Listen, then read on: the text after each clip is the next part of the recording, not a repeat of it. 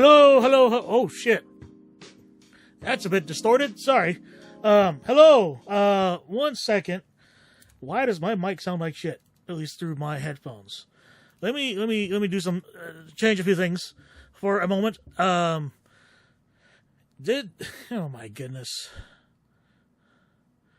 Right. So that's new. There's a lot of things that are new here. I don't know if y'all's perspective of my voice is shit. If it is, let me know, because it sounds like shit in my own ears, for goodness sakes. So I'm not even going to pretend that I am okay with this. It is distorted as fuck. One moment.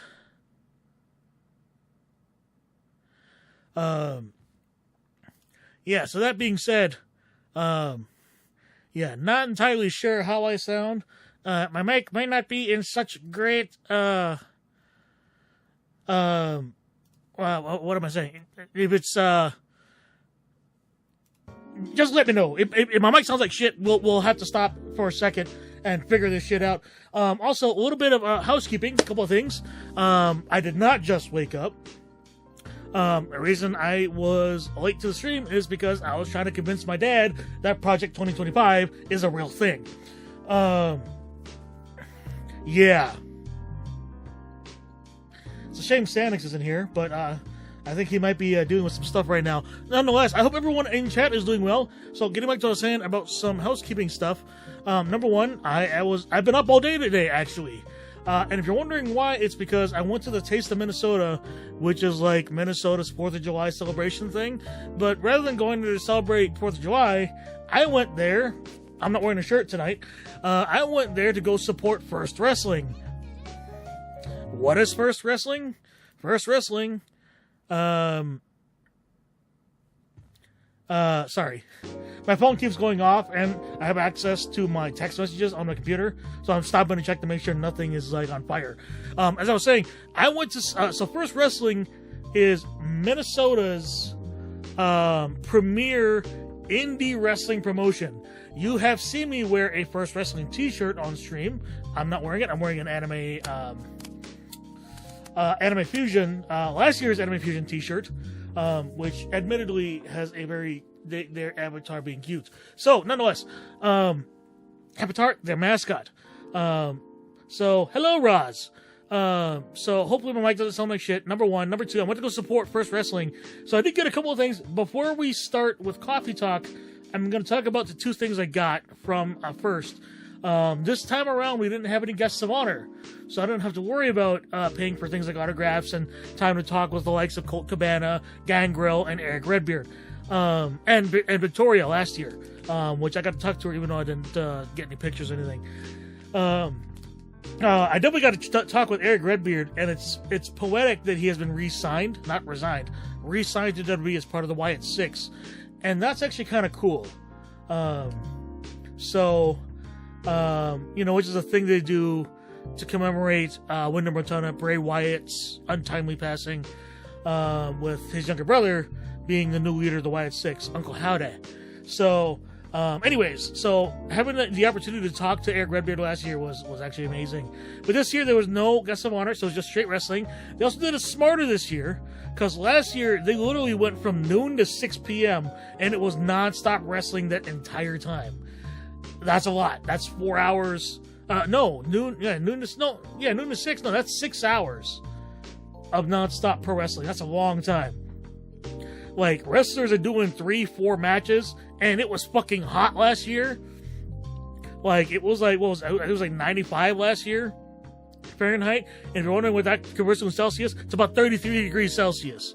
So imagine doing really, really extraneous physical activity, high intensity, in that sort of weather. And you're doing it in front of people. So, yeah, this year was a lot nicer. It was around 82, so closer to maybe 28, 29 degrees Celsius if I got my conversions right. It was much cooler. We had a nice breeze blowing through. They had set up the ring in between two buildings. It was the same place as it was last year. They tried to upgrade their sound system. Unfortunately, it's still shit. So I'm that's the unfortunate thing. It's not big enough to scale considering they are outside. It was a single speaker made by Ion, which if you know anything about audio equipment, Ion is a shit company, and the wireless mic kept cutting in and out, so you couldn't even hear the announcer. So when it worked, it was fine, but only on one side of the ring. The other side, you couldn't hear shit. So I'm really, really hoping that I can get some more first wrestling shows and see if they have any openings for somebody who knows audio, because fucking A, I would love to support my local indie that way. Not just buying the merch and stuff. So, so there's that. You might have noticed something else. I don't have my teeth in. I messed up, and when I got home, and I immediately put my teeth into overnight soak, completely forgetting that I was going to stream tonight.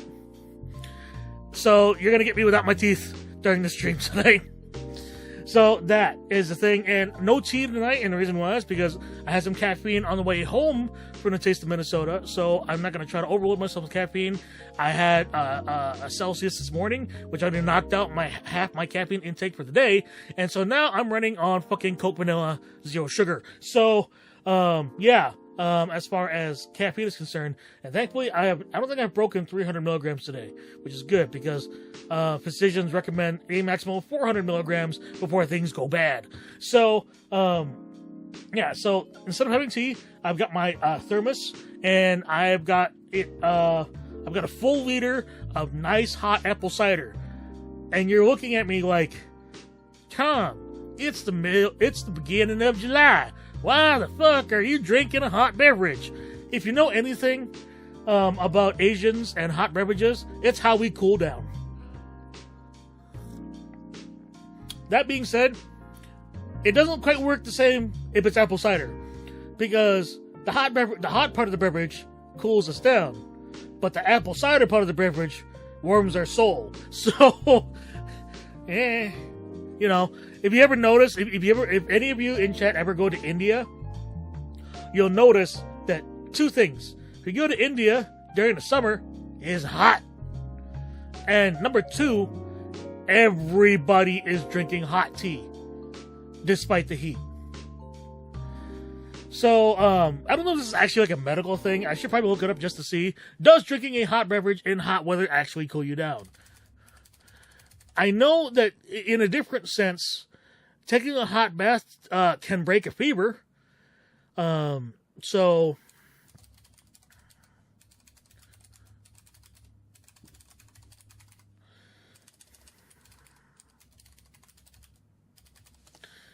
let's see if I can actually find a proper answer to this question.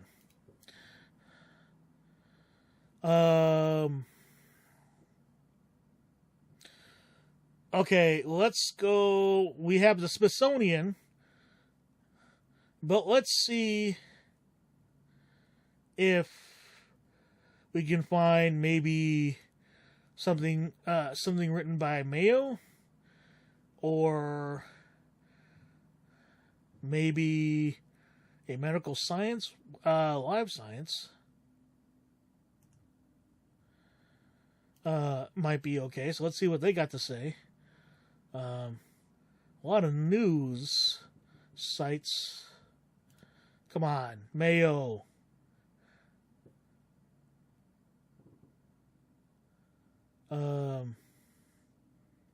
Yeah, it's all on news sites. So yeah, outside of live science. So live science. Okay. Well, I'll read the part that matters. It turns out hot drinks can indeed have a cooling effect on the body, but it depends on the context.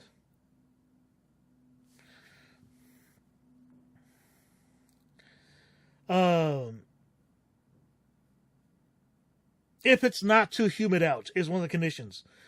Also, if a drink is warmer,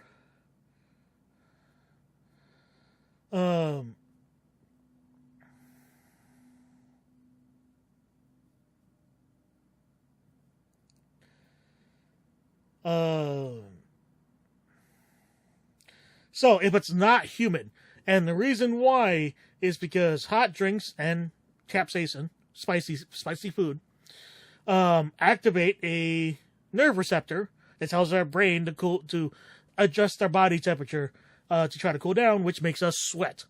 Now, in a humid climate, sweating does kind of fuck all at cooling you down. Why? Because all your body is doing is adding more moisture in an otherwise moisture-rich environment. It's not going to evaporate if it's too humid. However, someplace that is hot but not humid, imagine anywhere in Arizona, most of New Mexico, most places around the Grand Canyon, Death Valley, California, any place that has a dry heat, Western Texas, Southwestern Texas, Southern Texas, away from the Gulf. If it's hot and dry, you'll cool off.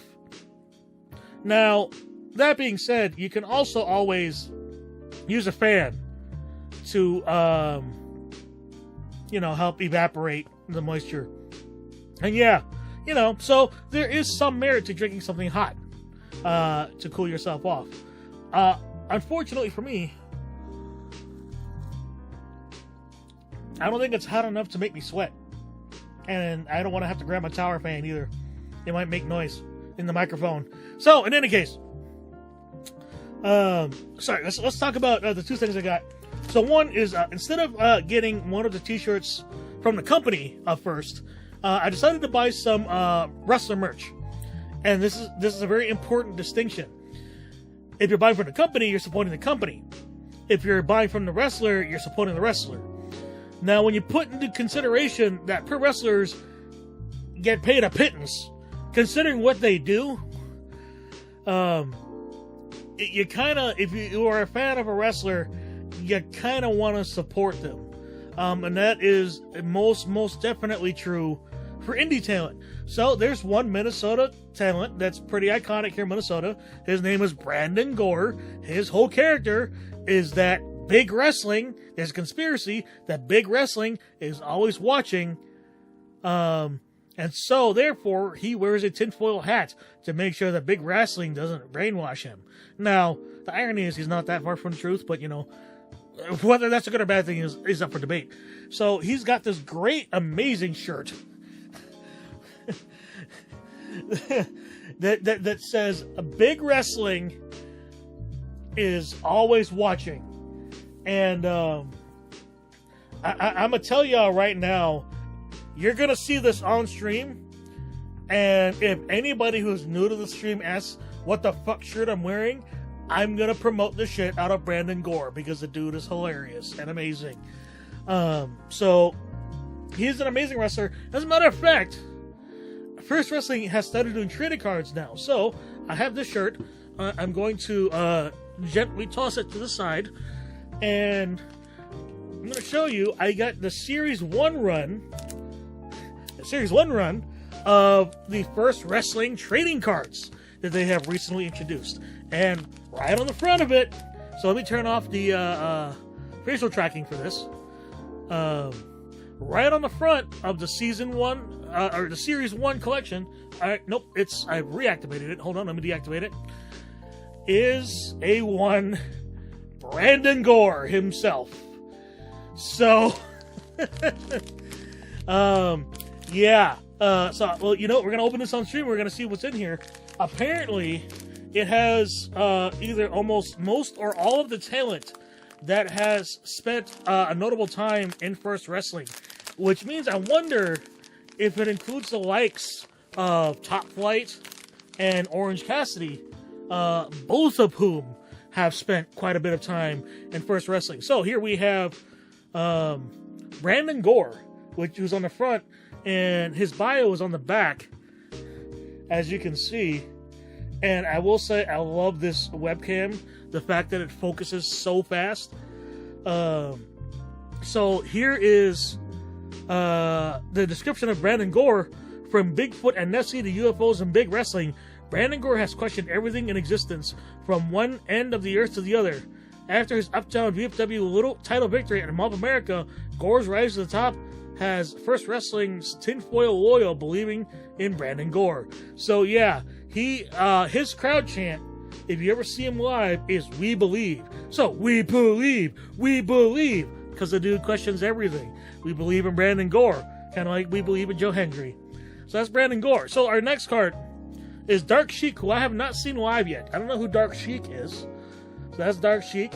And then here's the back of the trading card giving description of Dark Sheik. So I'm going to read that. As professional wrestling's high priestess, Dark Sheik has found a home in First Wrestling, becoming an instant fan favorite since her debut, utilizing an orthodox offense with unbridled and unwavering confidence. Looking at that picture of Dark Sheik, looks like she's in the ceiling lights. Like, that's a hell of a dive. That's Dark Sheik. We have Aramis. So here's Aramis. I have not seen them live either. And, here's the back of the card. And so Aramis is one of the fastest rising luchadors in the world. Aramis has become a staple of First Wrestling. Wild crowds with awe-inspiring maneuvers inside and out of the ring. Aramis won over fans' in his debut, prompting the crowd to plead, "Please come back, please come back." So he's actually from Mexico. So he's a proper luchador. We have Free Range Kara, the only pro wrestler certified by the USDA. I have seen her now both years. I have been to First Wrestling at the Taste of Minnesota. There she is. There's the description. There she is in the back. And she's great. Hell of a power game as well.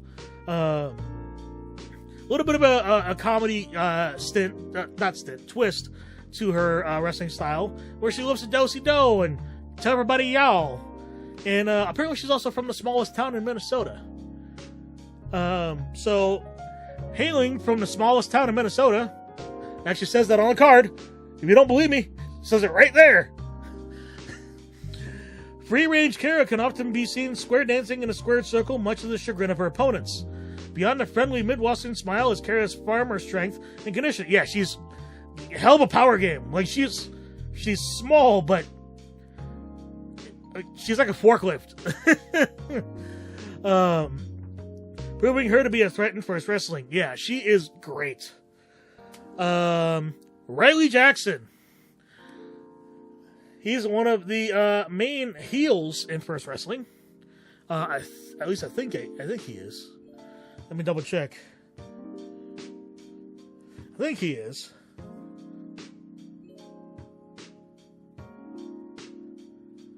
Yeah. So this is Series 1, I think, before he joined NDS. So, perhaps the most brash and cocky competitor in First Wrestling, Riley Jackson has taken on all challengers in both singles and tag team competition. With a chip and a soldier, the young gun looks to continue proving he is a top contender in First Wrestling. So, there you go. Oh, yeah, this is definitely, holy shit, this is definitely Series 1, because the card that I have next is a staple in AEW Ring of Honor TV, Top Flight. Yo, this is cool. Here's the back of Top Flight. Dante and Darius Martin. Hell yeah. First Wrestling favorites Top Flight have become an elite team. Yeah, they have. Battling the greatest wrestlers on the global stage. As singles competitors, Darius has held the prestigious WrestlePalooza Championship, while Dante holds victories over top luchadors in pro wrestling. Yeah. Top Flight. Yo, this is pretty fucking cool. Oh my goodness. Alright, so we have, this is a signed card. So this is an autograph card. It's hard to tell who. Is that Devin Dante? This is 5 of 5. So I've got the last one of these.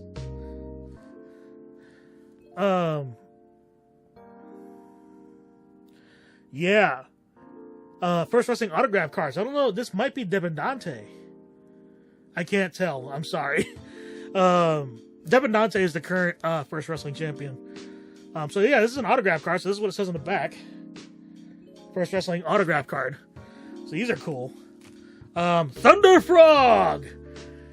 Okay. Thunder Frog is amazing. He weighs exactly 2 moons. This probably says on the back of the cards. As you can probably tell, he's a comedy wrestler. And yeah, there's the back. And so he's basically First Wrestling store except sillier. So here's what his description says. Wielding his giant hammer of peace, which only he can wield, most others are not worthy. Thunder Frog's mission on Earth is to rid First Wrestling of all bad dudes. Thunder Frog can often be spotted with friends Big O, Possum, and El Funky Fox. I think I did get to see Big O Possum today. Wherever he goes in the universe, Thunder Frog stays rocked up. So yes, Thunder Frog. Thunder Frog is hilarious. Oh! Oh! Oh! I was not expecting this. I've got another big name in the deck who's also now is unfortunately stuck with Chris Jericho, but he's associated with AEW now. It's Brian Keith, the Bounty Hunter. I have a Brian Keith card. Holy shit. Since bringing his Texas Smash Mouth style to First Wrestling, Brian Keith has quickly risen through the ranks. A former Uptown BFW champion, the message is clear for anyone standing across the ring from the Bounty Hunter. It's time to pay up. Yeah, Brian Keith is now all elite. I've got a fucking Brian Keith card. That's amazing. We got Darren Corbin. He's a legend amongst Minnesota wrestling. And me and him kind of got into it last year. That was fun. I think he still wants a hug. It'd be hilarious if he was watching right now. He's probably not. He's definitely not. But somebody's going to clip this and probably send it to him. Darren, I'm going to tell you right now, right? Darren Corbin, I did not give you that hug last year. I want you to hold me to this. I'm going to be a part of First Wrestling one way or another. Hopefully by then, I'll be able to give you that hug. But only if you can earn it. Because I might as well cut a promo while I'm here. A top villain in First Wrestling, the Loudmouth Mercenary, it's basically First Wrestling's Deadpool, can often be seen with a microphone and a shit-eating grin. It literally says that on the card. Provoking the First Wrestling locker room and fans alike, a former WrestlePalooza and Uptown BFW champion, Corbin continues to wreak havoc inside First Wrestling. Yep. And we have, I've been saying his name wrong, not Devin Monroe. The current First Wrestling champion, Black Excellence, Devin Monroe. Here's the back of the card. Got to see him wrestle twice today. Damn, I remember seeing him last year too. Devin is incredible. He is. I don't think I'll be going too far on a limb to say he is a TV worthy wrestler. I think he's that good. Yeah, so he's amazing. When Devin Monroe walks through the curtain, he projects an air of confidence, boasting a sense of style matched with a keen ability to upend all challengers. Having held both the WrestlePalooza and Uptown BFW titles, the future continues to look bright for Black's excellence. Yeah. Devin Monroe is amazing. I'm telling you. I don't know if Devin will ever make it to any of the big mainstream promotions. He deserves to. Honestly, from what I've seen of him, I think he deserves it. So that's actually all of the cards. It's crazy that I have Top Flight and Brian Keith. If I ever get a chance to see him or meet them, I'm going to have them sign these respectively. And to be fair, I think the other talent as well, I want to try to make more of the First Wrestling shows. Brandon Gore, Pre-Range Kara, Riley Jackson. I bet he would be. He always plays a bad guy. He'd be stoked if I could. Hey, dude, Top Flight would be cool though. Get Darius and Dante. Oh man, Thunder Frog, Brian Keith would be amazing. So yeah, these are friggin' cool, and it's nice that they come pre-sleeved. They come in the. If you've seen, these are the high-end plastic protectors, which is kind of cool. So. I think next chance I get, I'm probably going to buy Series 2 and 3. I want to see if I can get some of the more recent cards. Bill Williamson is one I would love to get. His character is that he's the Revolutionary. Kind of a heel, comedic heel as well.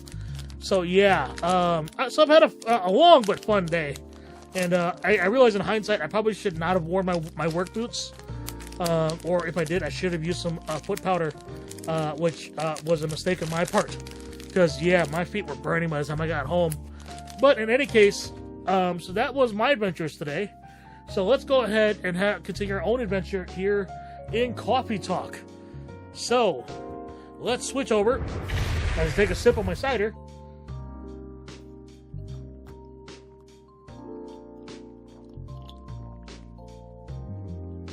I say a sip. I just drank the whole cup. Well, I'm gonna pour another cup so I can get cool off.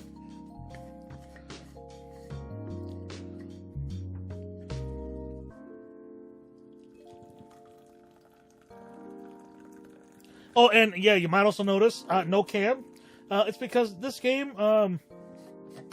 does not work well with cam, having a cam frame. So we're gonna run it without my facial expression. So I hope y'all don't mind.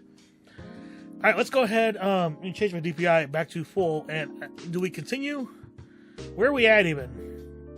I don't know if we're on the right day.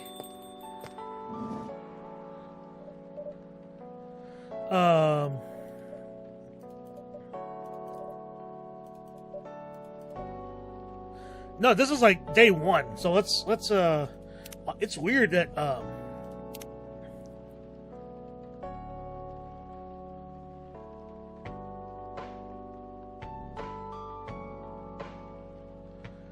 don't remember where I left off. Was it day 6?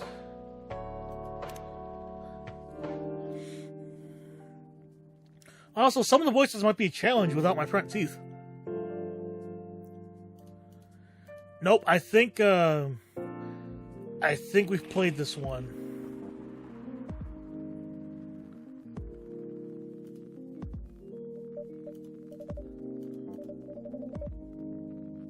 No, we haven't. Okay, hold on. Let's restart the day. I was not paying attention.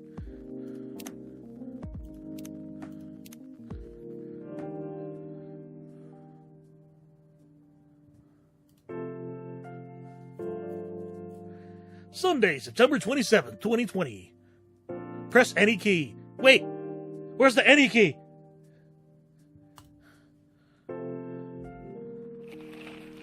The Evening Whispers. Profile. Morris Lester from Slum to Glam. Research found that most Furies ended up on the market are not safe. Yeah, gee, why does that sound familiar? Pajama-clad 27-year-old actuary found decapitated in his own bed. That's a hell of a headline, damn. There's Freya. You want to order anything else? I'm good for now. I'll order again once I finish reading this. Okay, then. I'll leave you with whatever that is.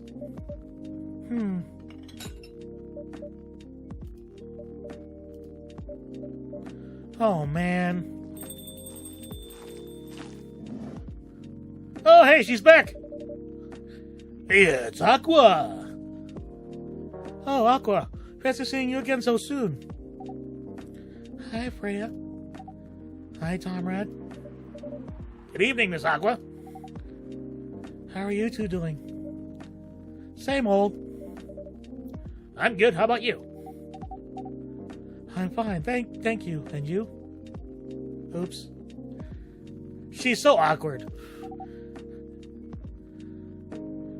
I asked that already. I'm sorry.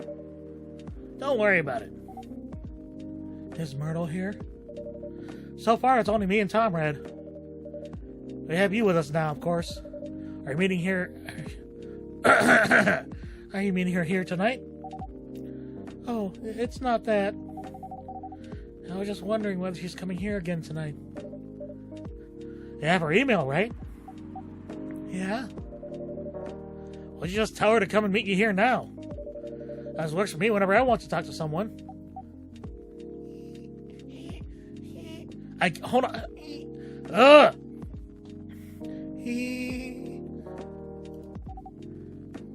That wouldn't be nice. Why wouldn't it be? Not that. My tongue. Behave tonight. Behave. It's not that important anyway.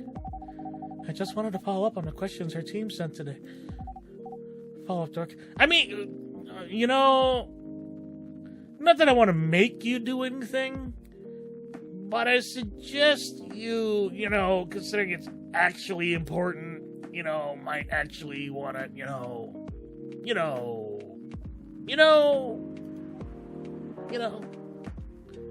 Anyway, I should order something. Take your time, Miss Aqua.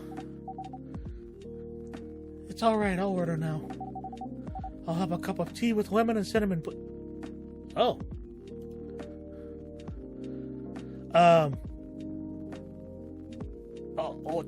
Cha. Lemon, synonym. Baru.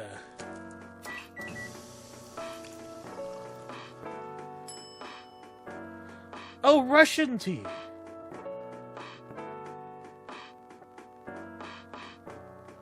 Is it really? Hold on.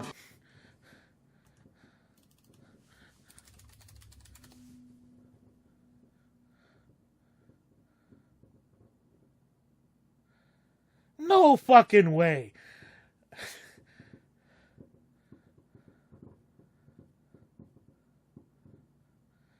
It's a spiced tea. So one recipe here. This is crazy.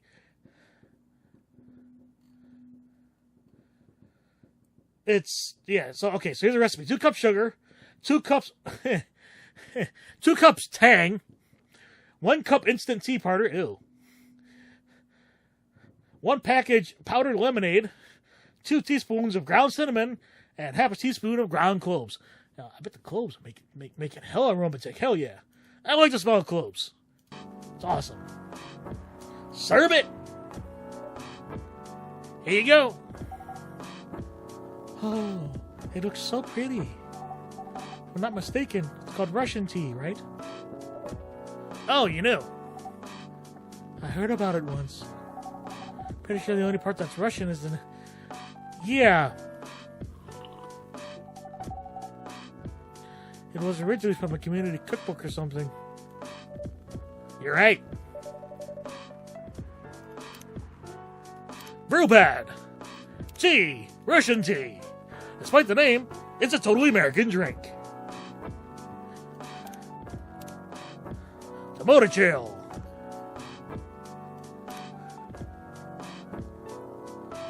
Tea lover. Thanks for the update. Wish Facebook? Whoa, that's a highly specific fun fact to know. I guess I spend too much time browsing it. Girl, same. I need to get my ass off of camping retail websites. I was about to try to drink some cider, but it's actually too damn hot. When did you arrive, Freya? I've been here since you left. What? Nah, not really.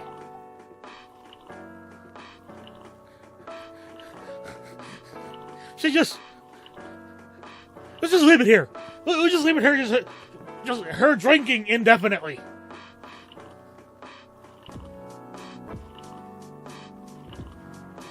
Her tea just never goes away. Like it never runs out.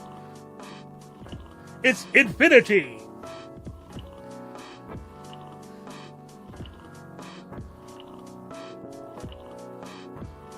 I love that the way this game is set up. Like, if I set it to auto, obviously it'll go much faster. But I love the way that this game is set up. That the fact that it will just loop when you're on a dialogue, like on a line of dialogue. It's great for like moments like this, where we can market our new product, Infinity, tea that never runs out. Some take the monthly fees. No, let's actually continue.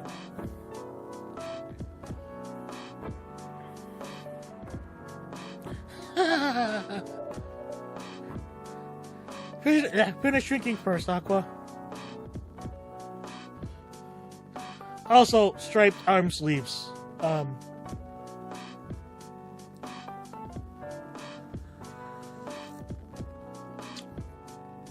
Oh, that's still too hot. Oy. I'm sorry. I said, yeah. Oh, so she was trying to talk while she was drinking the tea. Okay.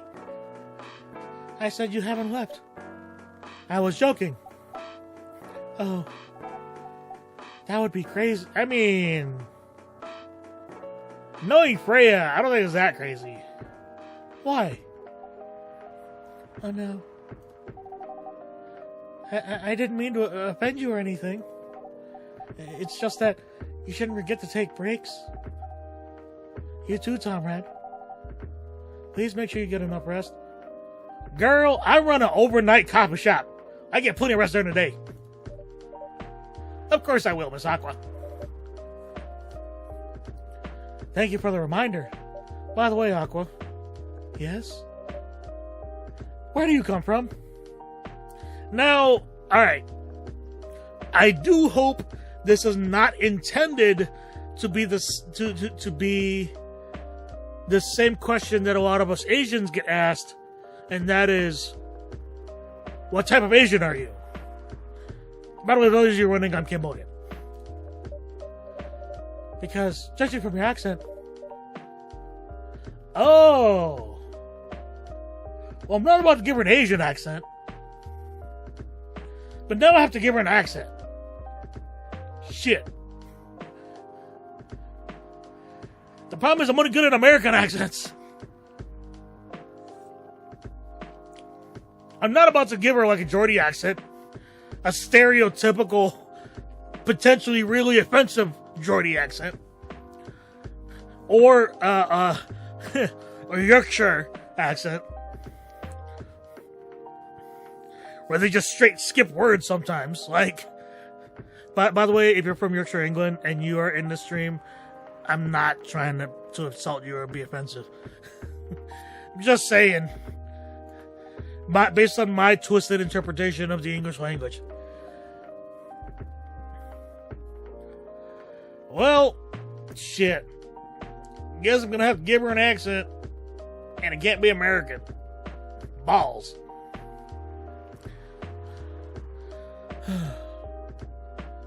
Do I go up potentially? I mean, considering its history of colonialism and imperialism, I'm not going to say that they don't deserve to be, poked a little bit, but, I mean, I'll be honest, I can't do a British accent for shit. And I really do mean any of them. Cockney, received pronunciation, Brummie, Geordie, Cornish, well, maybe Cornish. But there's no way she would be someone from the West Country. I'm not. I'm from the ocean. Fuck it. I'm just gonna do my really, really offensive white people accent. That's what we're gonna call it. My very, very offensive white people accent. Whoa, so you're a full-fledged Oceanic. Born in... Okay, so I got to do the accent while also the shy girl voice. Okay. Born and raised in the sea. Yeah, this accent's gonna be really inconsistent. Why did you move here? Chasing the American dream, I guess. Chasing the American dream, I guess. Okay, she's got Aussie. Well, if she's Oceanic, Aussie wouldn't necessarily be bad. You move with your family? Oh, I think you picked an unfortunate question there, Freya. Not that you knew, but... No, I'm the only one who can move here. Oh. May I know why? It's not easy for our people, especially the females, to get to get secondary education. I got scholarships on the opportunity. I wasn't sure about moving, you know. But my parents pushed me to do it. Yeah, my really offensive white people accent.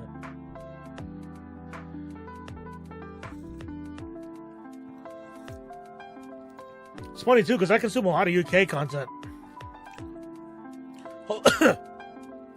How long have you been here? Almost 2 years now. Yeah, she's got a full Aussie. Damn it! Do your parents visit often? They can't. You know how hard it is for my people to get a US visa? I'm sorry to hear that. Also, sad to see the United States even in the coffee talk universe is no good either. It's okay. We're still in contact. We do video call at least once a week. Do you have siblings? Of course. Wait, I see, people. My extended family is probably as big as the GGs.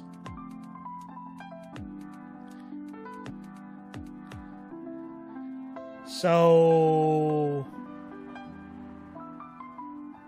mer people are Catholic? Question mark? Or is that an unfortunate stereotype?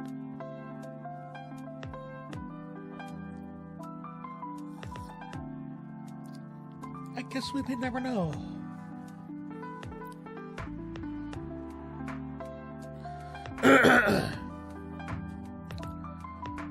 Whoa. That's yeah, no shit, Freya. That's a lot. You really have that many relatives? I mean, even for me, as an Asian American, I know I have relatives in France.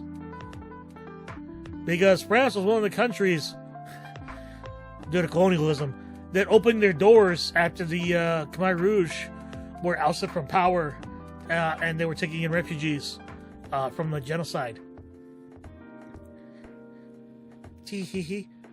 Or should we go the Angori Tom wrote?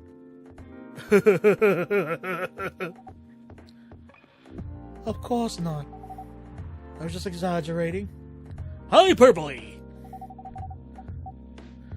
But if you count my grandpa's kids and my grandkids, my grandpa's kids and grandkids, there are hundreds of us. Holy!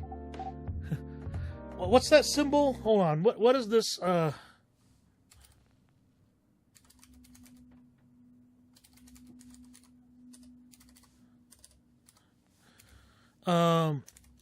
Is it tilde? It's tilde, isn't it?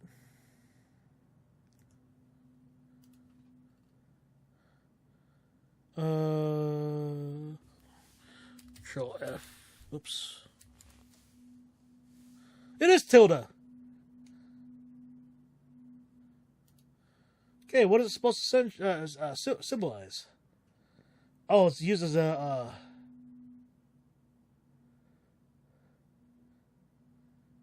Huh.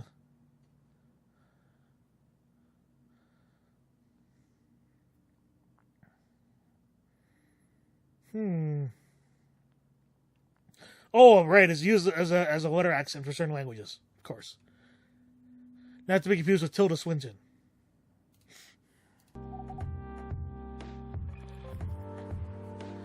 Holy Tilda!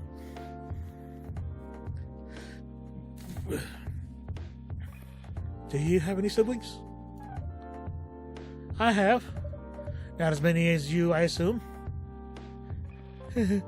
Sorry. I have a little brother. 4 years younger. He also lives in Seattle? No, sorry, wrong accent. He also lives in Seattle? No, he's living in San Francisco. Near our parents' house. He's a good kid and I'm the rebel.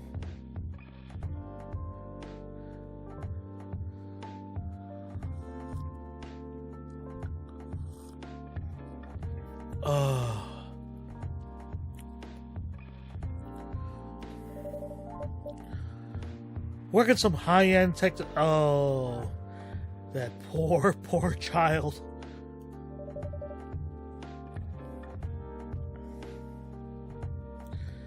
So not only is he working for some asshole tech bro, he's got to take care of Freya's dad at the same time.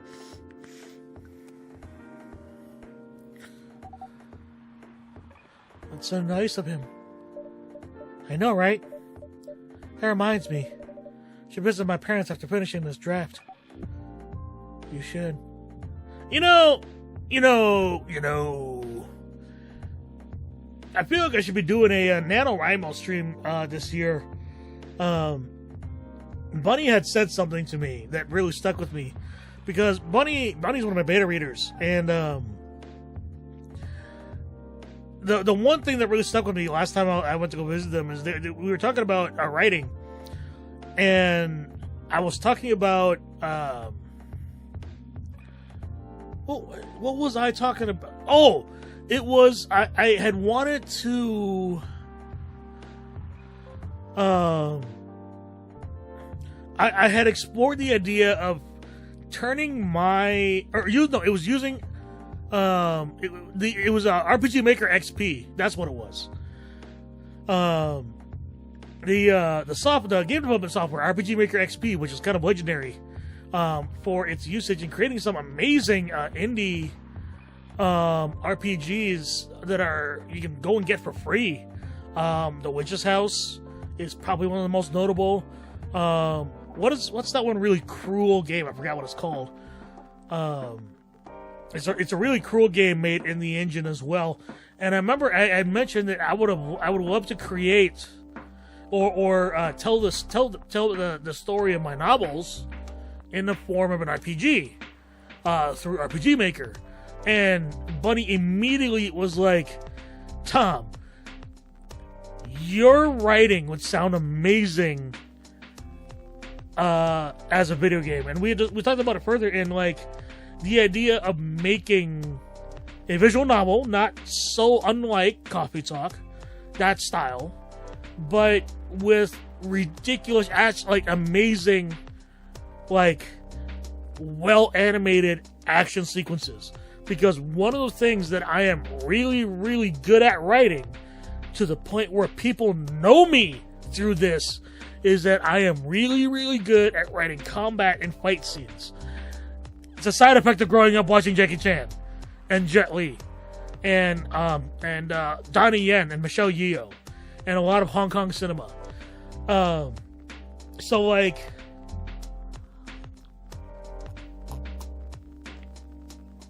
but also because I am a big firearms fanatic, I also have a lot of influence from directors like, to a degree, Clint Eastwood, even though I don't really agree with his views, and Quentin Tarantino, even though I don't really agree with his use of the N-word, and John Woo, even though I don't really agree with his religious beliefs. So, nor his stance on firearms. Although John Woo, he's at least, not manageable, but at least he's understandable why he believes what he believes. Because, John Woo, who is one of the pioneers of putting amazing gunfights to film, is vehemently anti-gun. That's the irony. So, yeah. And this is the same John Woo that did Hard Target and Face Off. And if you don't know what Face Off is, if you want to see one of the most ridiculous, unhinged, the greatest ridiculous, unhinged movie ever made, starring two of the greatest unhinged actors ever in John Travolta and Nicolas Cage, you owe it to yourself to watch that fucking movie. Because the whole premise of the movie is that John Travolta and Nicolas Cage trade faces, and John Travolta plays Nicolas Cage, and Nicolas Cage plays John Travolta. Yes, it is a fucking fever dream. It is a violent, ridiculous, unhinged, over-the-top action-fueled fever dream. And it's amazing in all of the best ways. So, face off. And that is face/off. Wow, I went on a hell of a rant there. What a tangent. Oh, Aqua's getting... No, considering she's a mermaid, would it be fired up? Because I feel like that's a poor choice of word. We'll say hyped up, getting hyped. Aqua getting all hyped. Or another one, Aqua getting all geeked up. Getting crunk. Aqua about to act a fool. Visit them while you can. I know. Anyway, I want to order something. Another espresso? You know, the usual.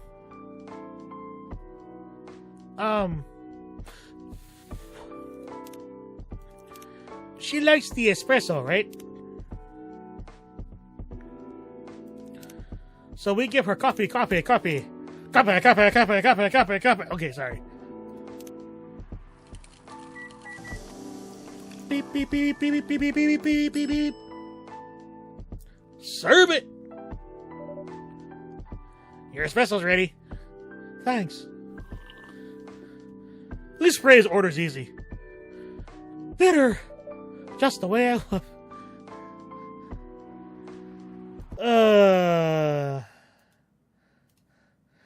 That reminds me of this cute cosplay skit.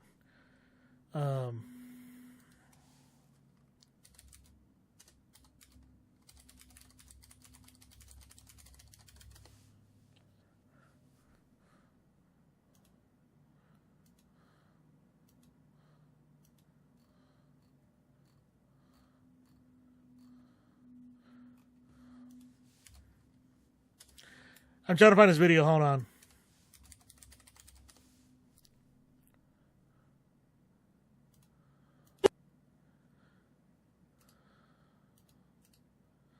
That'd be really nice if I could, alright, let's see if I can get this to work right. Hey! Alright, and then... Hey. Hey. How do you take your coffee? As a dog. Sorry, hold on. F11. There we go. We'll just do it like that. So hold on, let's switch over.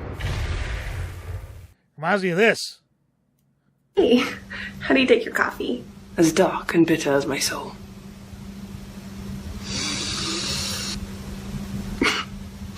One glass of milk coming right up. Hey. How do you take your coffee? As dark and bitter as my soul.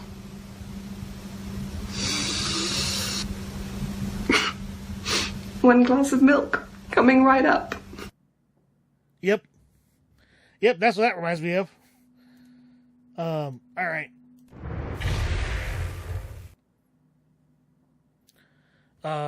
Right, whoops. That is the wrong button on the wrong window. Right, let's get back to it. What the hell happened here? Hold on, my, for a second, my OBS went weird. Wait! You look like an Asian dad.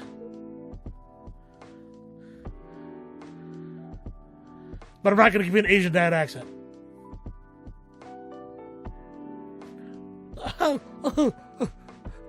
Good evening. As he hangs his head.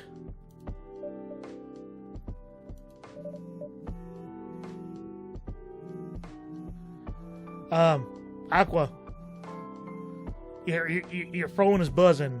You might want to pick that up. Or, maybe go to voicemail? Aqua, you're not going to pick that up?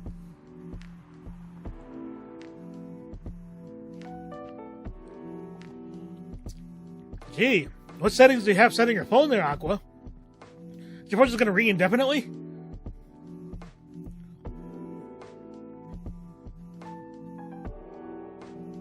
Goodness sakes, Aqua. I mean, I know you're committed to the bit, but damn, you might want to pick that up or answer it or something.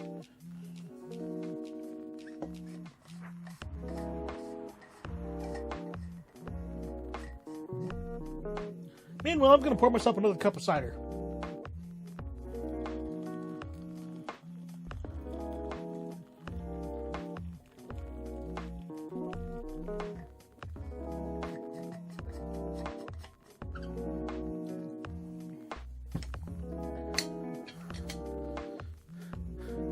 How can I? Oh, shit, my headphone cable got caught. Oh, man. Almost stripped myself my headphones. That would suck. These are expensive, too. How can I help you, sir? Oh, yes. I don't know what to order. Something to raise your spirits, perhaps.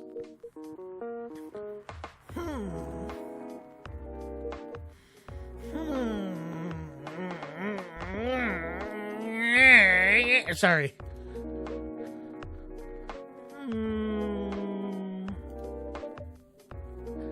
Nothing you like on the menu? I can make a custom drink if you like. Actually,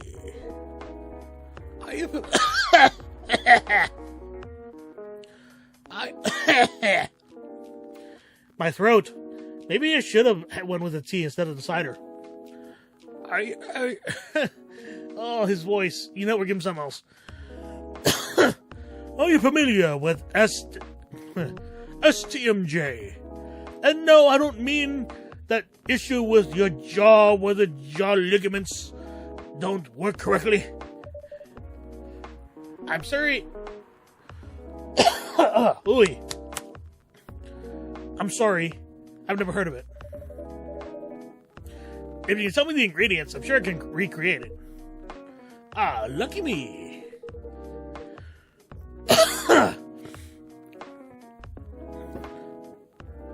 STMJ stands for Susu Telur Madu Jahe. It's Indonesian.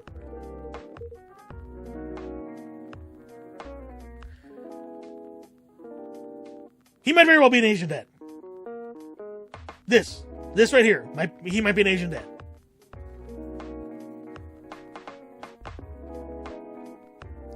It's Indonesian. It means milk, egg, honey, and ginger. Understood. Wait, do you have the eggs? I certainly have. They're on the shelf. But I'll add eggs once I mix the rest of the ingredients. I'd love that.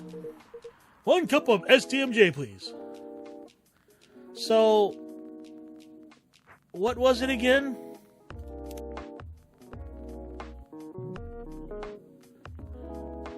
Milk, egg, honey, and ginger. Alright, so we got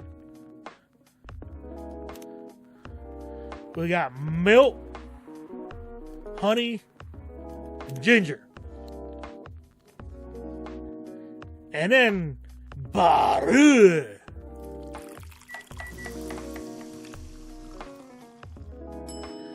So here's the weird thing.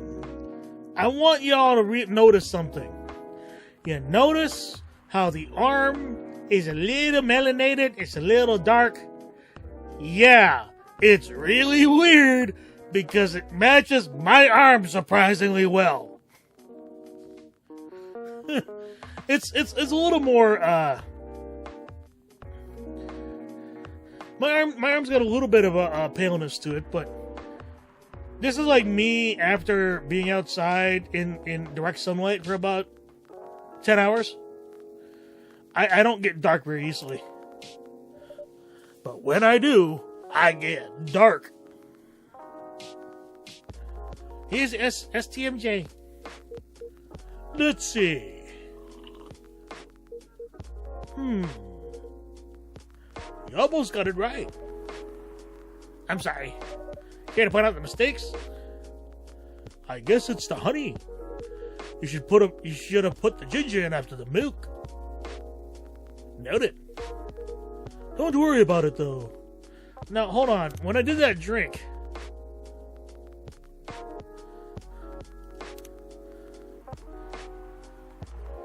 probably should have switched it back, but whatever.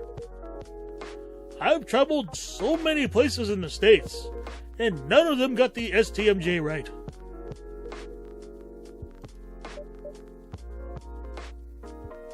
Awkward. Excuse me. May I ask your girl something? As long as I don't be a creep. Sure, ask away. What kind of things do you kids like doing nowadays? Excuse me? Aren't you college students? No. We're not. Okay, that's fucking creepy. I see. Okay, we must protect Aqua.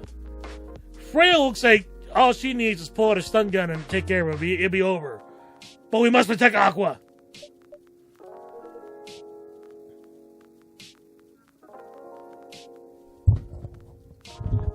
He's gone full Asian dad.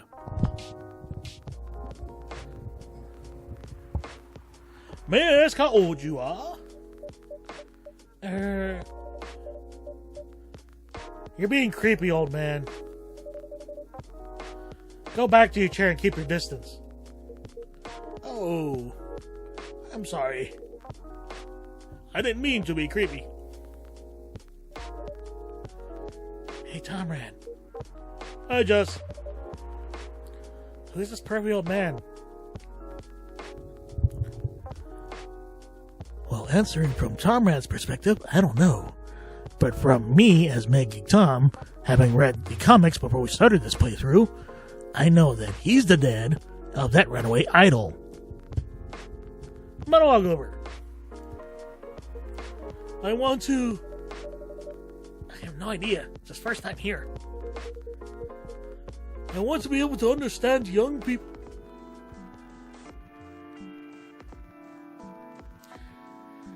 Okay, you might want to go to Reddit for that one.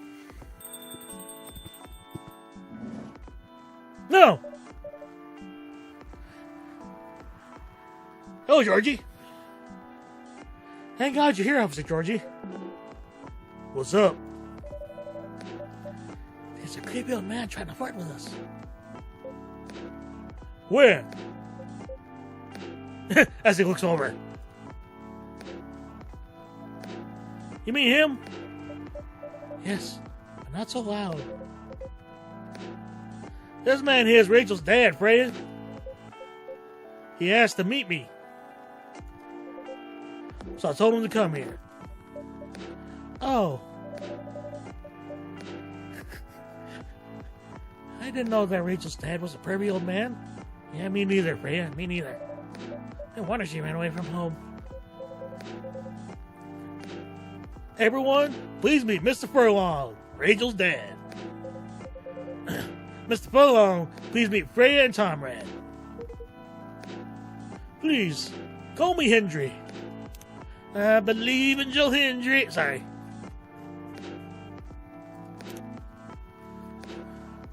Hendry. Oh.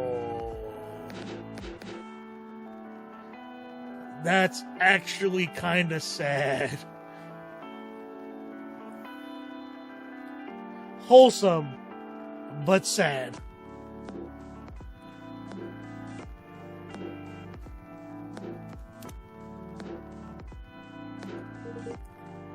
I apologize for earlier. I'm mixing up his voices. Hold on. I wasn't trying anything funny. I'm sorry about that. Wait a minute. Your name is Hendry Furlong? Yes.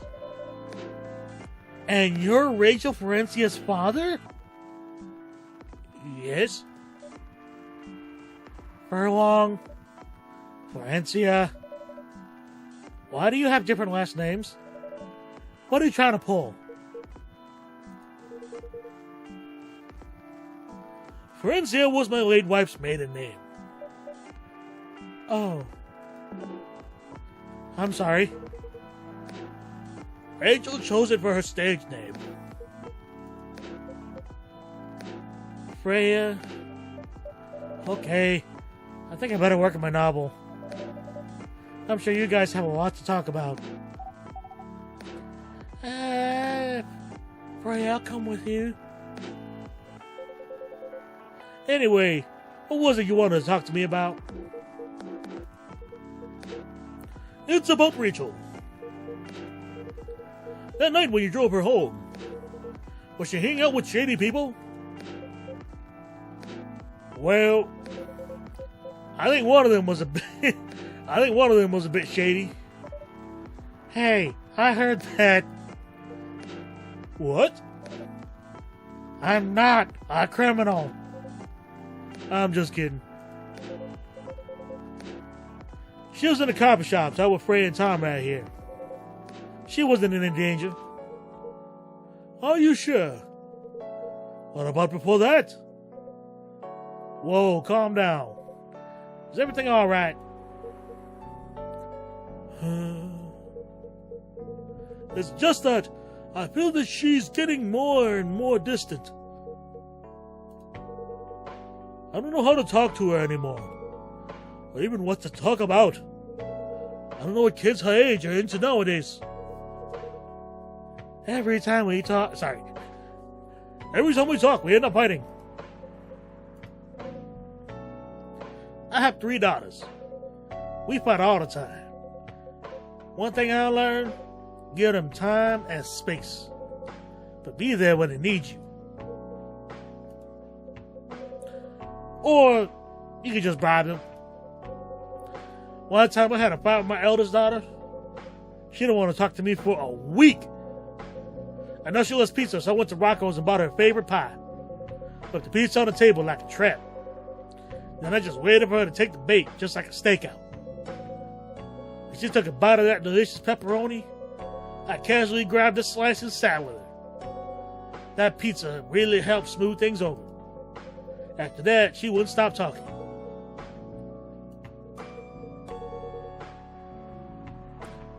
What if what she loves doing is the problem? You know, this is Mad Geek Tom speaking here.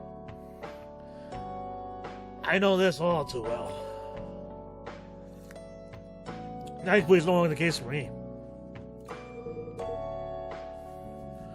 Rachel loves singing and performing on stage. I'm proud of what she has achieved with her career. She's really young. But the entertainment industry isn't a kind place. Yeah, that's also the unfortunate truth. And I want y'all seriously to listen to me about this, right? One of the things that always really irked me about being a musician, being an artist, is that there are a lot of people out there who, whatever the reason may be, do not understand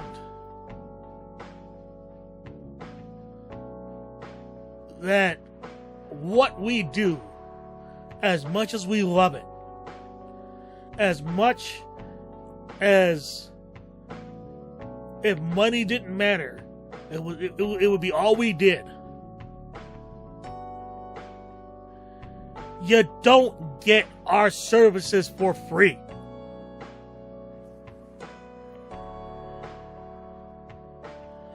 Maybe it's a charity event, but then we're not doing it for free. We're doing it for a cause. You don't get to tell us, as artists, what we shouldn't or shouldn't charge based on our quality of work. And it's not just artists, it's IT professionals too. You know, in an age where computer literacy is at an all-time fucking low, right?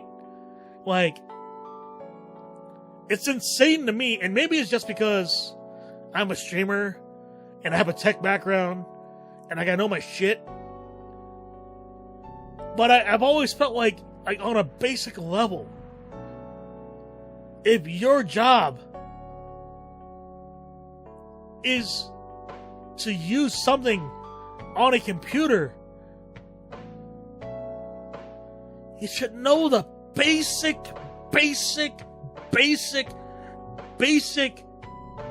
process of opening the software you need to do for your job and knowing how to do it in multiple ways. I don't need you to reconfigure a fucking Cisco firewall, right? I don't need you to assign a subnet mask to a Cisco switch. Hell, I'm not even asking you to do your own fucking tech support.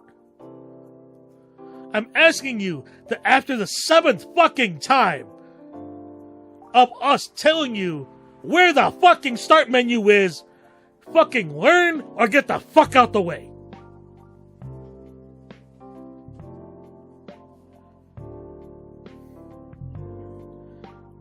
If you do not know the absolute bare bones basics on how to launch your work software, if it has problems, by all means, let IT know. If you click on your software and it doesn't open, that's a problem. If you click your software and it doesn't open right away, that's not a problem. And if you click it and you try to open it multiple times and you run multiple instances and all of a sudden your computer crashes, that's a you problem. We call that the ID10C problem. And if we write out ID10C, it fucking spells idiot. In case you haven't noticed, I have a lot of really severe hostility from somebody who has worked tech support. Anyways. Not the label, not the media, not the fans. And I don't trust her new manager. Rachel's just a little, is she though? What if she gets harassed? Well, for starters, that's the unfortunate thing about being a woman in this fucked up world.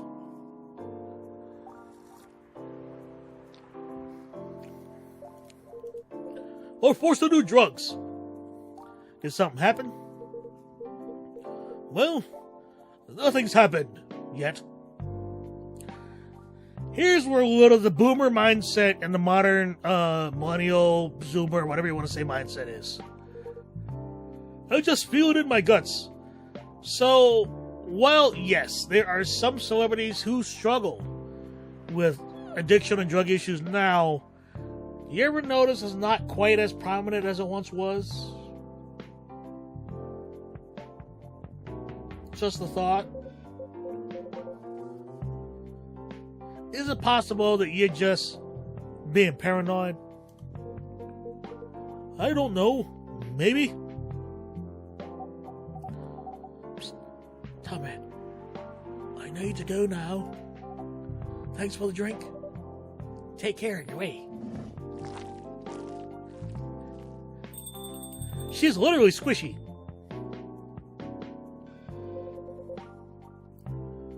Well, can't you just find another manager? Rachel's already 18, so legally she can sign contracts without parental approval. I've been trying to... That's where you fucked up, Dad.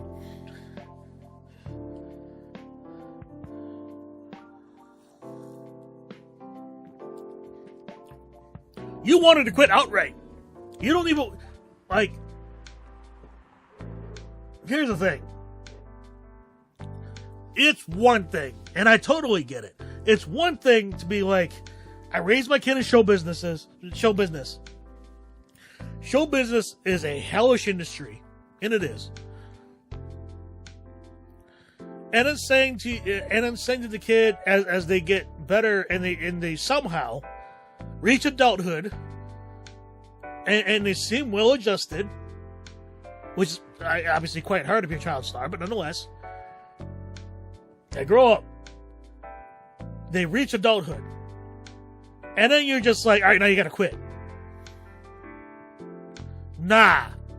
It's the same thing that a lot of stereotypical tiger parents make their kids learn violin or piano, and then one of two things ends up happening.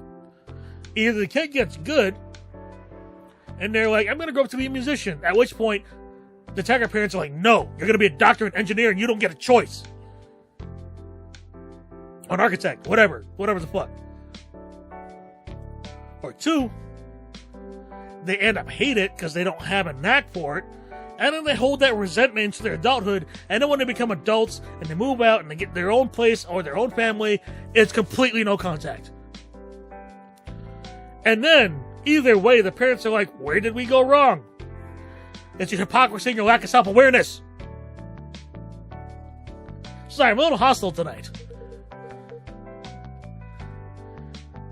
Every time I brought it up, we just ended up fighting. As a parent, there's really nothing much we can do other than guiding them and being there when they need us. Sooner or later, we have to trust them to make their own decisions. And with everything we taught them, hopefully they'll make the right choices. What if she made the wrong choices? I can do a background check on that manager. If that will ease your mind. Please do.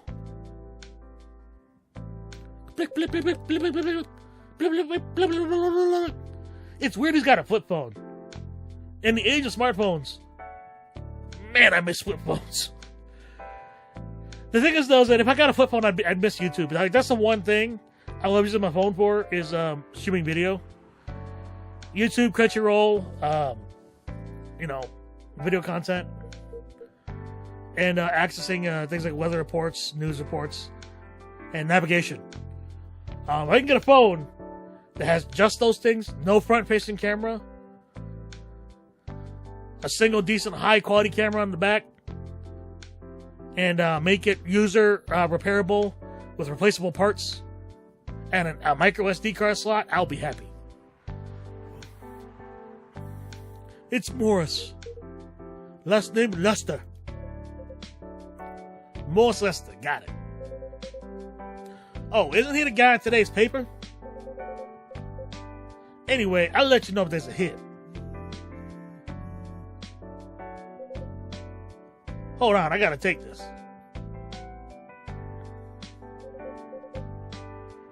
I just got a call, I gotta go. I hope to talk more about this with you. Let's meet again soon. Wait, you have my contact details. Call me if you ever need my help. Wait. He is an anxious dad, is Hendry.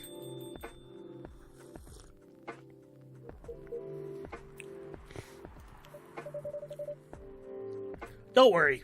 I'm sure everything will be alright.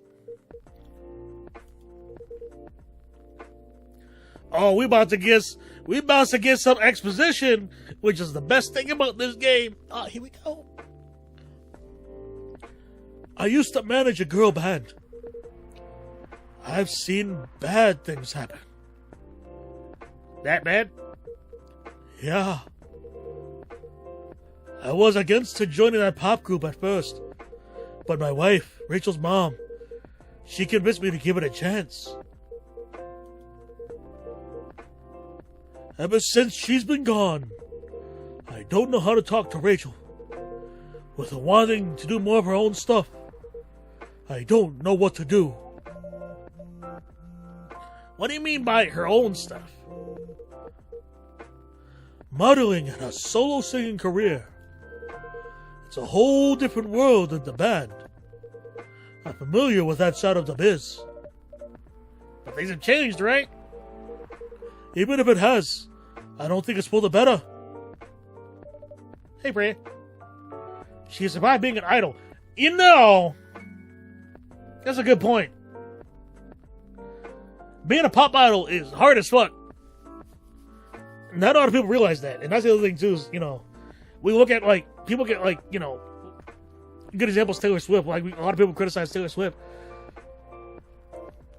You know, like, I'll say bad faith.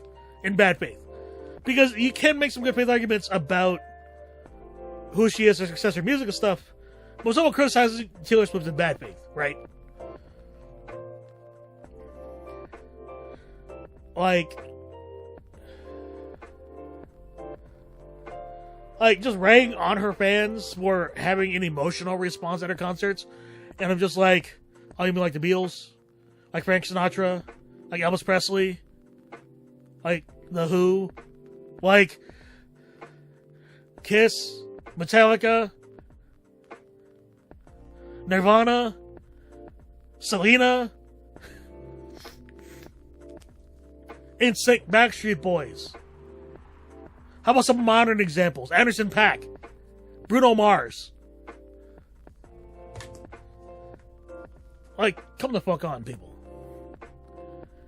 But yeah, like, that shit ain't easy. I don't call myself an idol. I don't pretend to be anywhere near as successful as Taylor Swift or any other big artist. One big name artist I won't name because he had, you know, undergone some pretty crazy shit recently along from one of the most lyrical rappers of all time. Like, you probably know who I'm implying here, but nonetheless, shit's hard. And when you look at, like, well, why do they command this much for the show? It's like, guess what? 1% is for what you see. Yeah, the 99% is paying for the years and years of time they took to learn and master their craft, whatever that craft may be. And if that craft or art isn't to your tastes, then don't be a dick about it. Unless, like, it's actually shit or has, like, some really fucked up takes.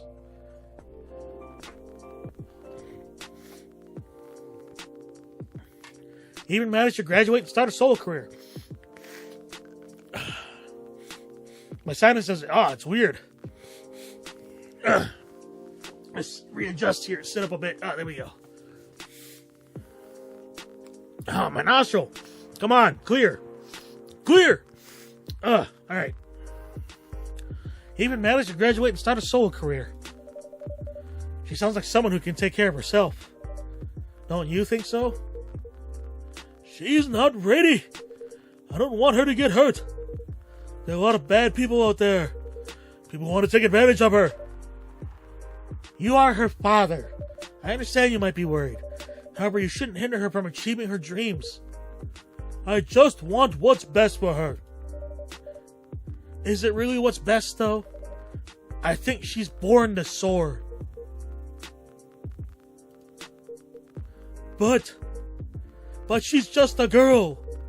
My little girl. Seriously, that's your argument? I don't mean to sound that way.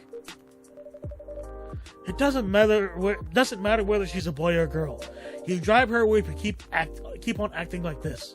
With your knowledge, you should be able to help her achieve her dreams. You can't see it right now. I'm just like, yeah. Because you have this knowledge, you can be like, hey, this person's a piece of shit. This is what a piece of shit looks like. I also want a stubborn young girl, too. Wonder what the 9 tattoo is. Like, it's supposed to symbolize on her arm. Maybe I can give you a little advice on how to handle rebellious teens. I'd love to hear it. Is it okay if I stay a bit longer, Comrade? Take all the time you need. I'm open all night.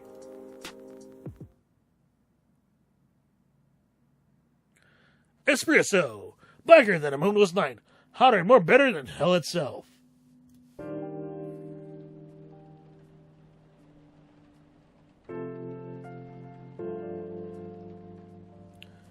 Monday Night Football. Sorry.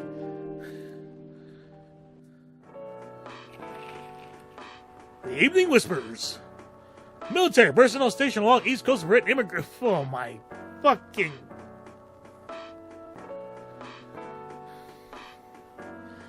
For fuck's sake.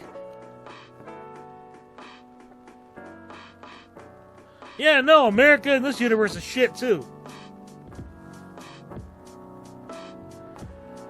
Werewolf representatives push the ministry for more accessible sedative. Why does this sound familiar? Doctors from Sally Town arrested for experimenting with child clone.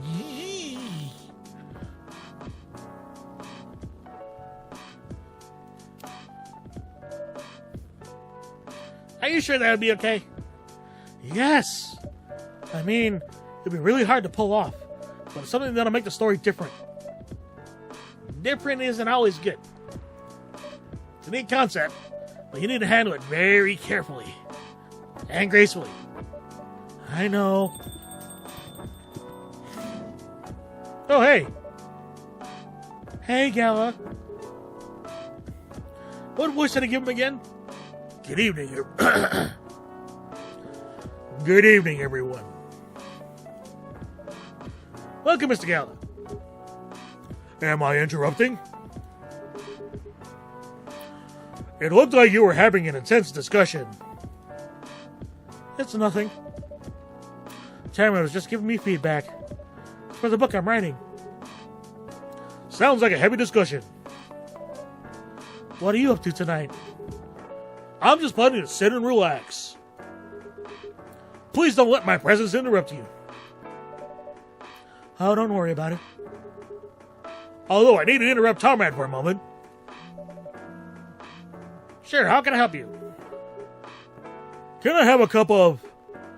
You remember my remedy? Of course. You want to give it a try again? My last order didn't quite hit the spot. Remember, it's tea and ginger. The last thing is definitely a different ingredient from either of those. Okay. Remember, it has tea and ginger. Tea and ginger. Now the question is, what to add to that?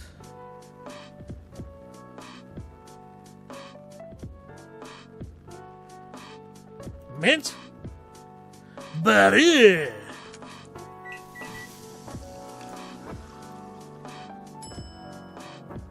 Ginger mint tea. It's minty.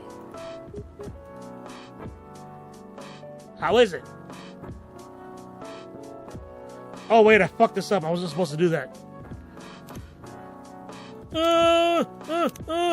Scum load! Scum load!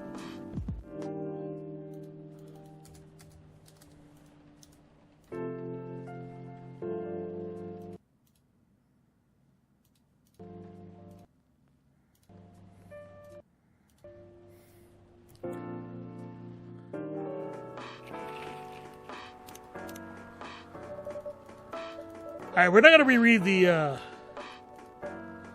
Alright, because here's the thing. I forgot what Gallo's order was.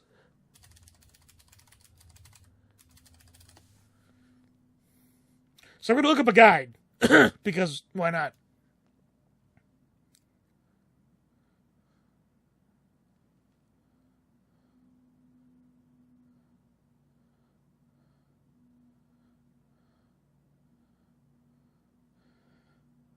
Oh! Oh shit! Okay, I figured it out.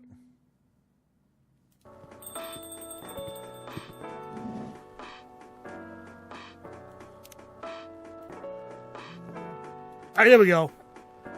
Tea, milk, ginger, Galahad.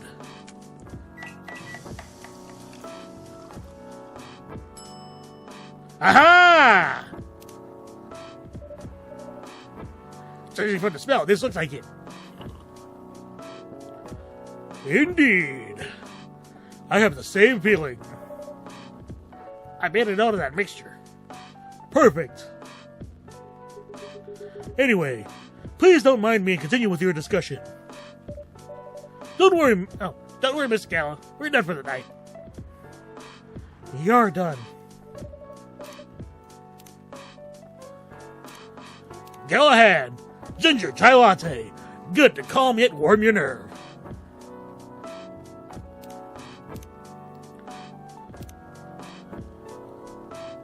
Veteran now working in a hospital. I have a lot of new homework thanks to you. You're welcome. Is Hyde coming? No, I'm by myself tonight. It's gonna be a peaceful night then. That's mean, Freya. Oh, come on, I was just joking. He's learned how to communicate his thoughts nicely, though.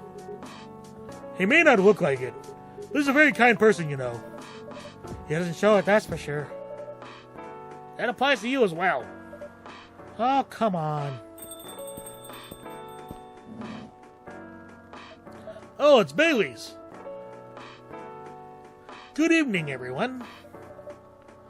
Welcome, Mr. Bailey's. Hey, says Freya. How are you doing, Freya? Not good. What's going on? Tom Rad was just criticizing my story. It's called feedback. It's cruel. It's necessary. Sounds interesting. What's the problem with the story? The story is non-linear and quite complicated.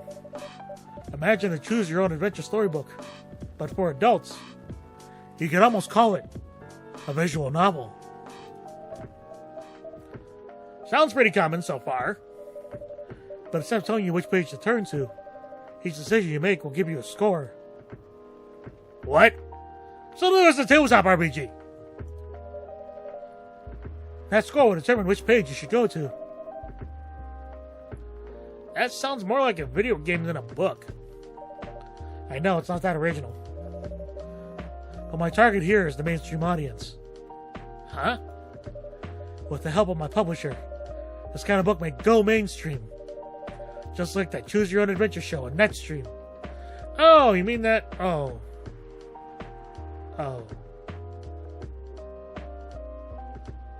I'm sad now.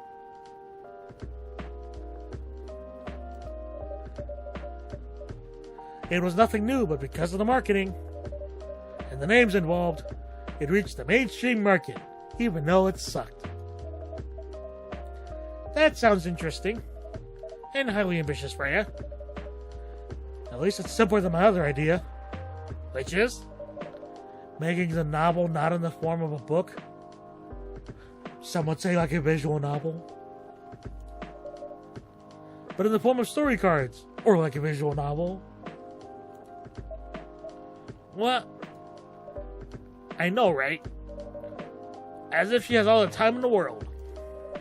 That's before even considering the sensitive issue of setting a story in a world where only humans exist. Oh. So literally, the opposite. This shit's so meta.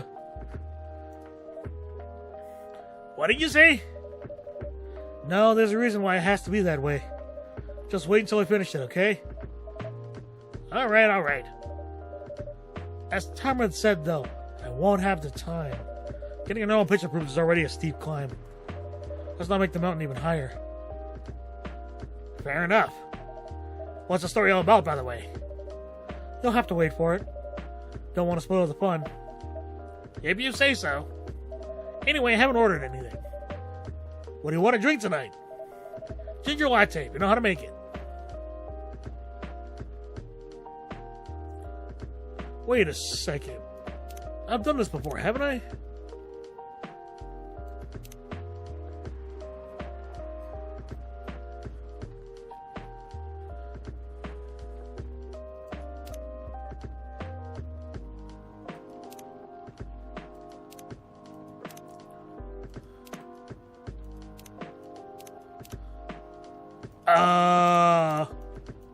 Hold on.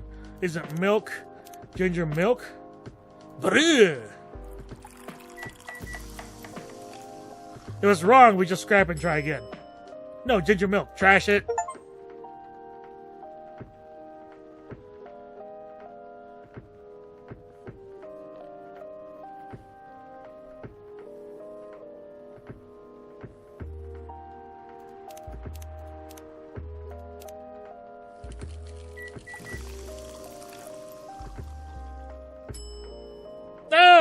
shit, I figured it out. Serve it. Here you go. Hell yeah. Warm energy boost, perfect for a cold evening.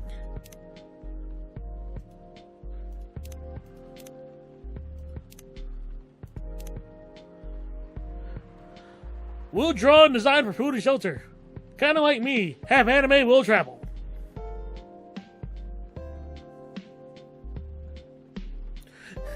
Punk. Been listening to Pumpkin Spice since I was a wee lad. Okay, so he is Irish. It's a shame I can't do an Irish accent. Maybe. We'll give it a shot. Skipping bloodlines, experiencing life one card at a time. One day I'll have my own soul exhibition.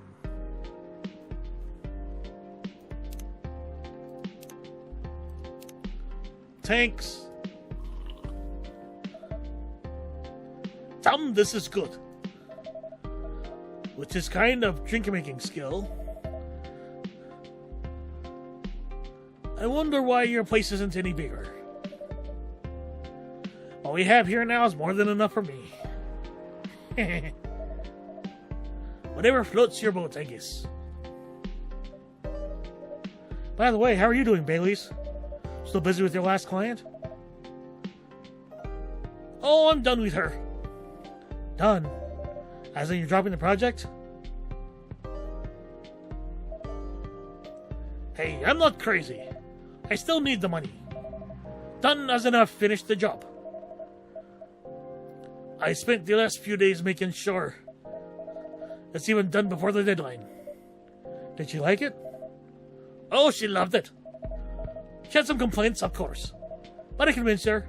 I've got Scottish. Damn it. But using some design terms she doesn't understand. So you finish your job by bullshitting her. The finest bullshit, my lady. That's one survival skill every freelancer must have. Nope, still got Scottish. That's one survival skill every freelancer must have. Nope, still Scottish. That's one.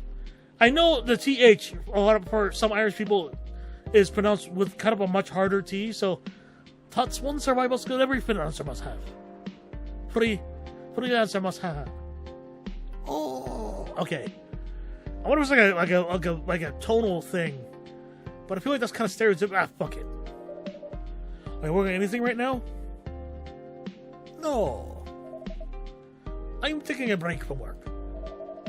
I need to work on a few personal matters.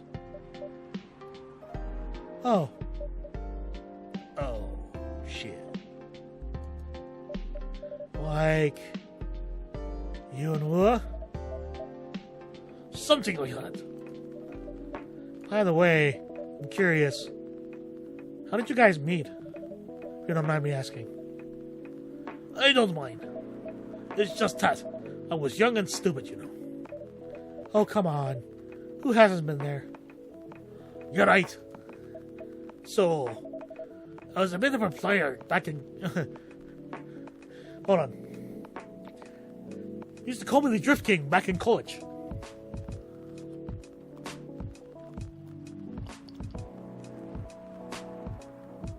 Bought myself another cup of cider.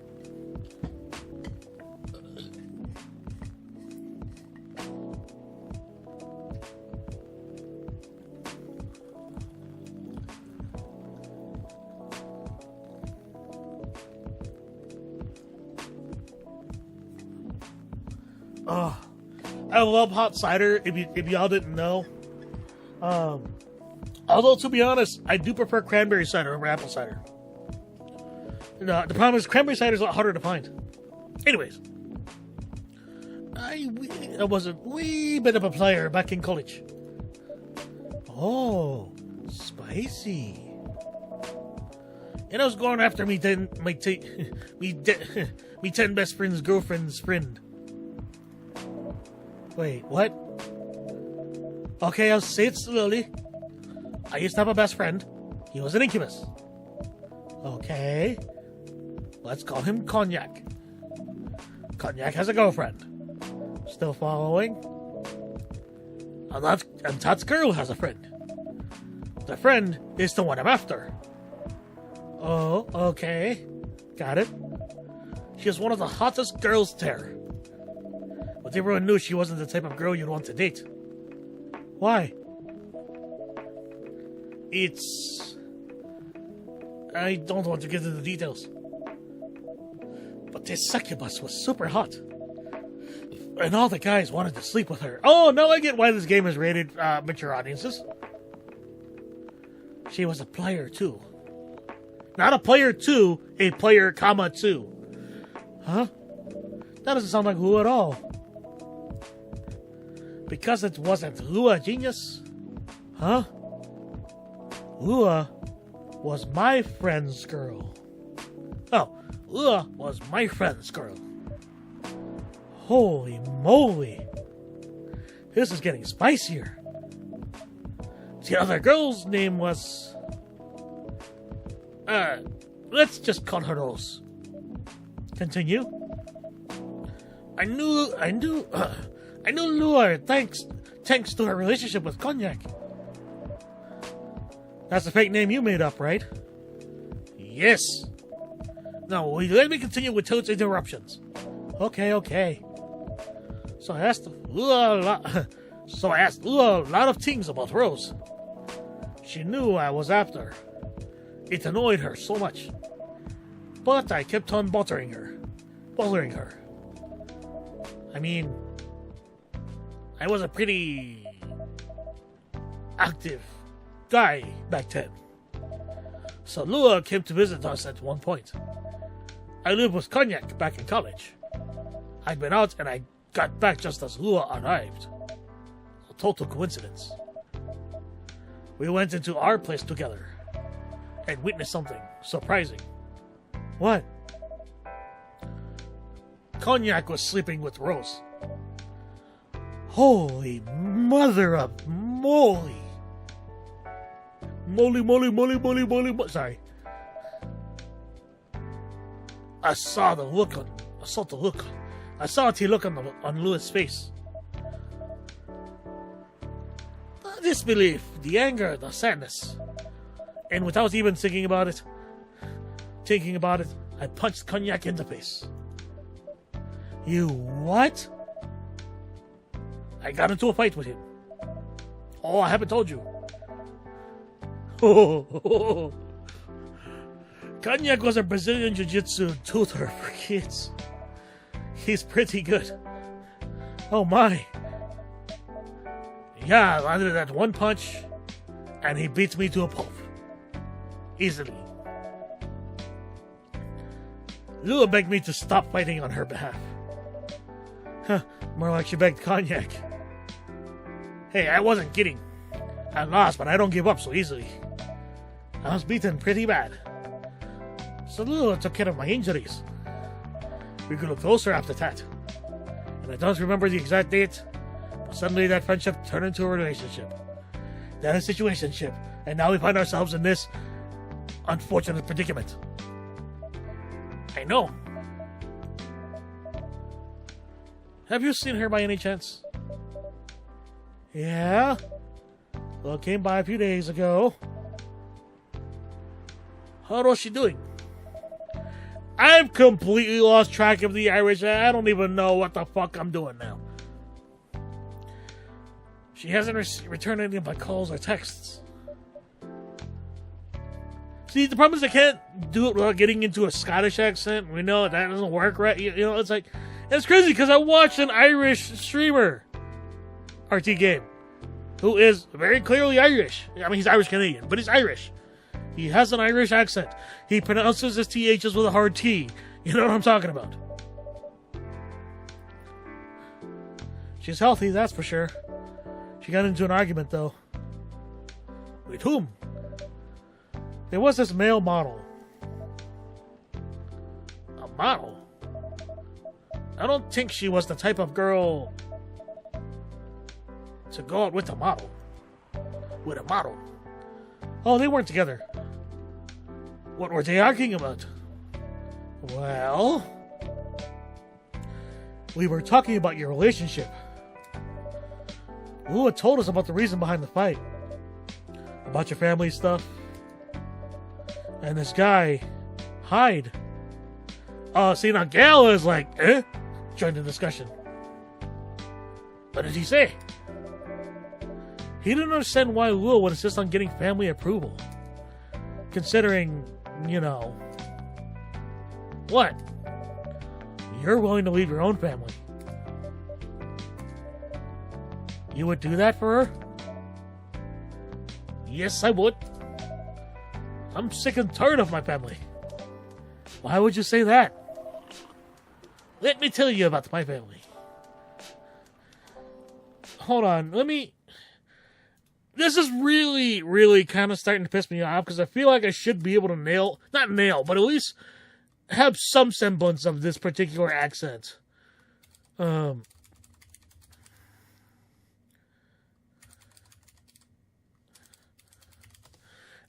Irish accent characteristics.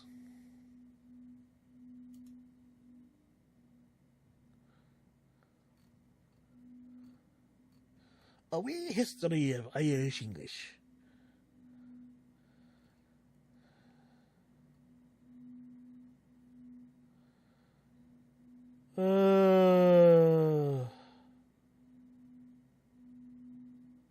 Leaves no R unpronounced. Oh! So they pronounce their R's in Irish English.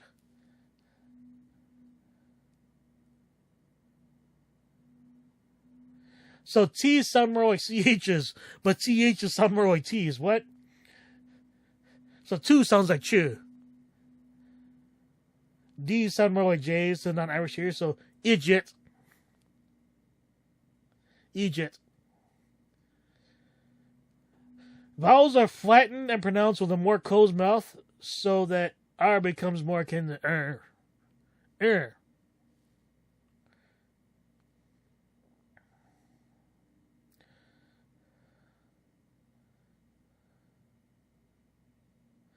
Okay, so they tend to refer to objects as she rather than it.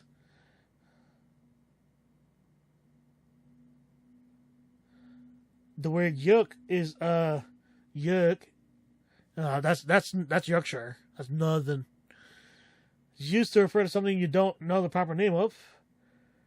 Calling someone bold,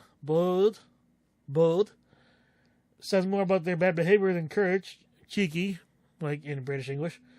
And inanimate objects is more like a she rather, or not an it. Crick. Multi-purpose slang term.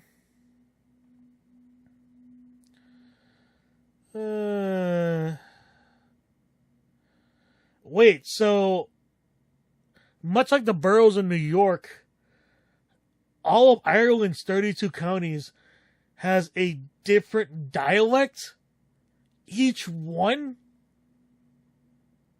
Damn. Talk about variations.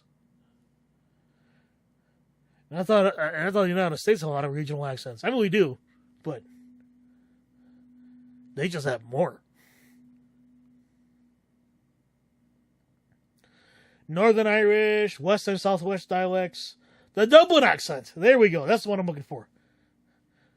Dublin means Blackpool. Ooh.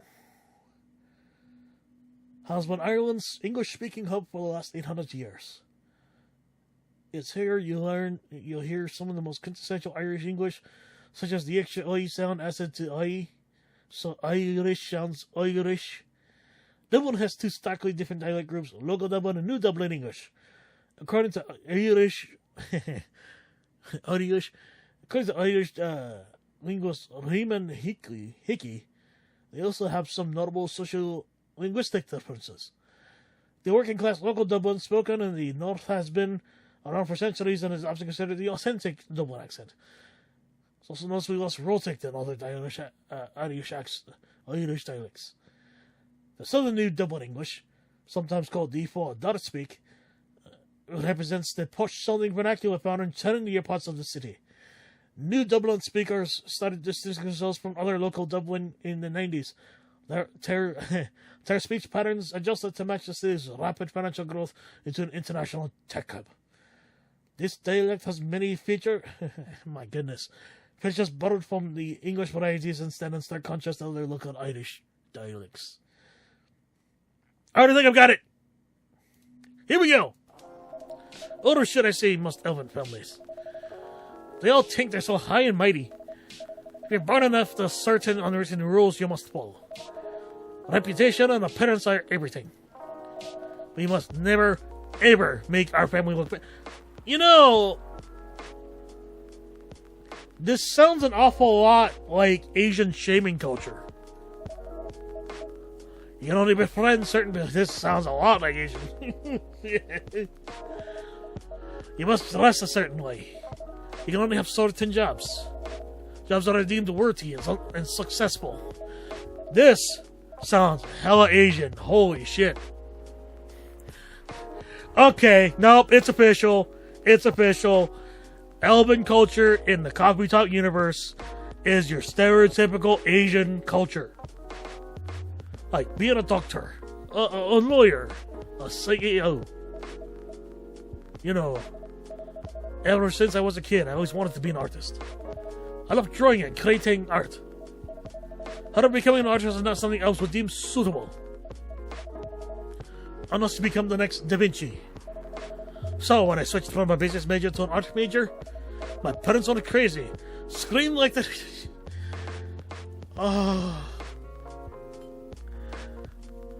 Oh, this shit's giving me flashbacks.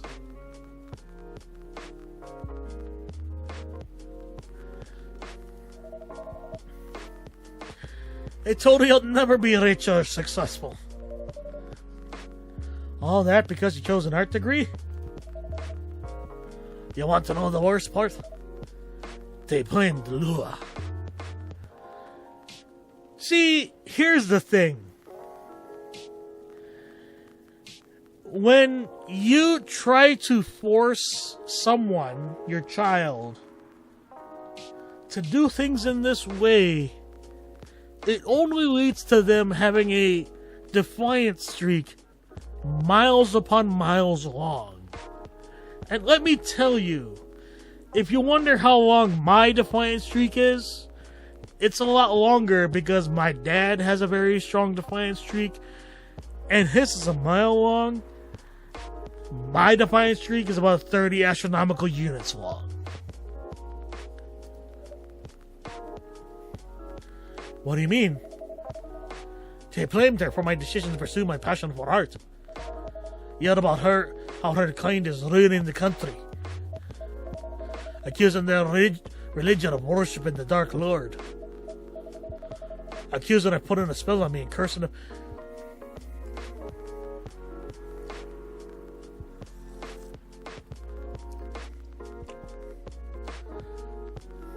Damn. Whoa. I mean, come on, this is the 21st century. That's so not cool. I don't want to sound judgmental, but your family is racist.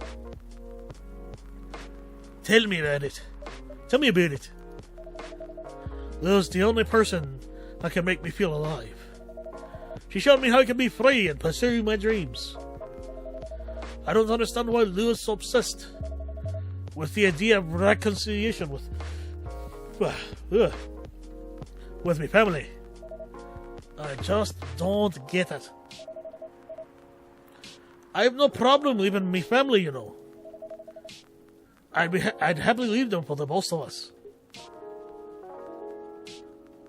What about her? What about her and her family? You may be happy to leave your family. However, it may not be the same for her. Hey.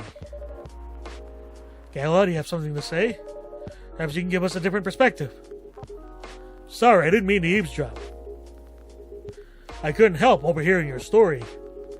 I assume that the person you're talking about is not an elf, correct? Yes, she's a succubus. I see. I'm a werewolf.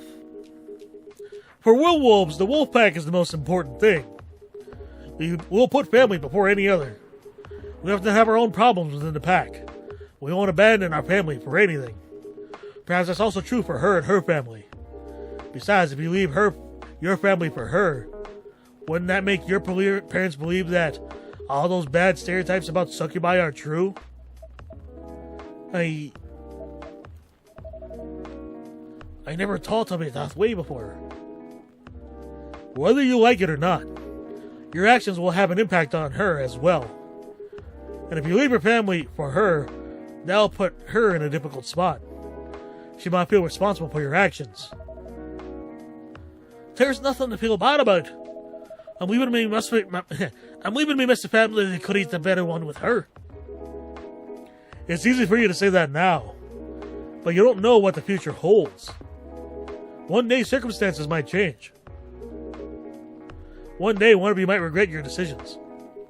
One day you might use the I left my family for you card. We love each other. We love each other. Older. I'll be with her whatever the circumstances may be.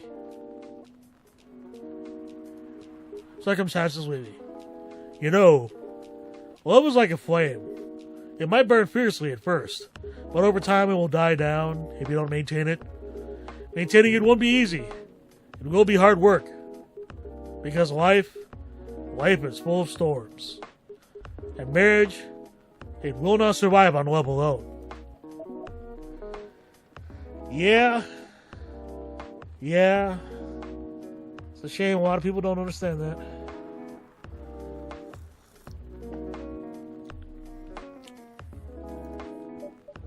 Whoa, that's deep. We'll have each other, and that's enough for us.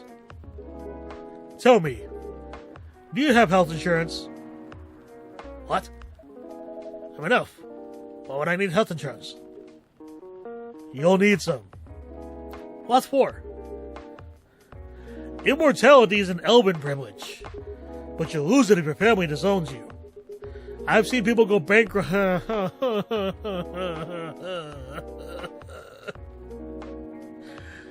Why you gotta remind me of America like that?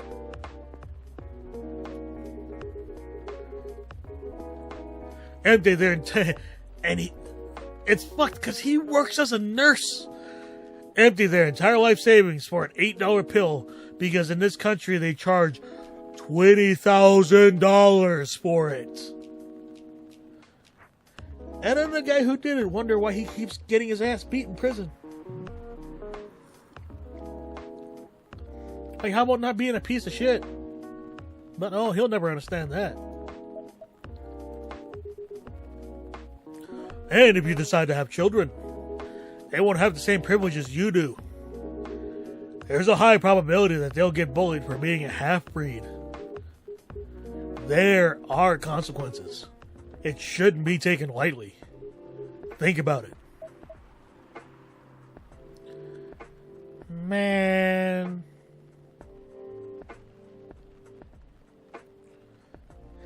It's weird how this game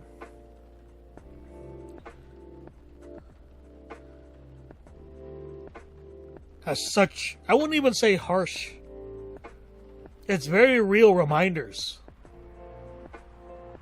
of how fucked up the world is that we live in. And to make it worse, too, like,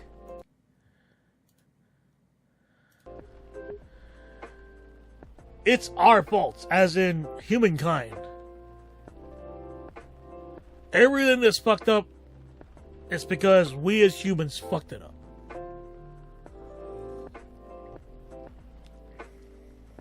And the unfortunate thing is, the humans who realize that and actually have the solutions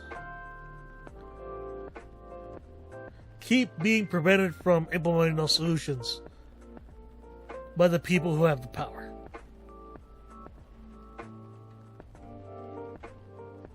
Anyway, I've got to go. I apologize for my intrusion. No, thank you for your insight. I've got to go too. Want to head out together? Sure. Thanks for the drink, Tomlad. And Freya. And Freya. Bye.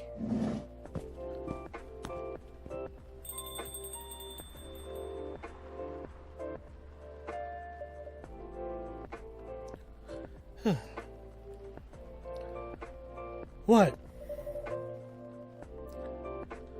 You made me lose 2 customers in a minute. Hey, that wasn't on me. They were leaving anyway. Are you going to write that in your book? It's a secret. If your book is based on this coffee shop, how can you present a story like theirs in a world with only humans? Oh, no. I know exactly how she's going to do it. And because the thing is, if it's the same thinking that I have, as in portraying Alvin culture as like the Asian parenting style that exists, and Gala as a veteran, a military veteran, like a combat vet, because that's literally what he is.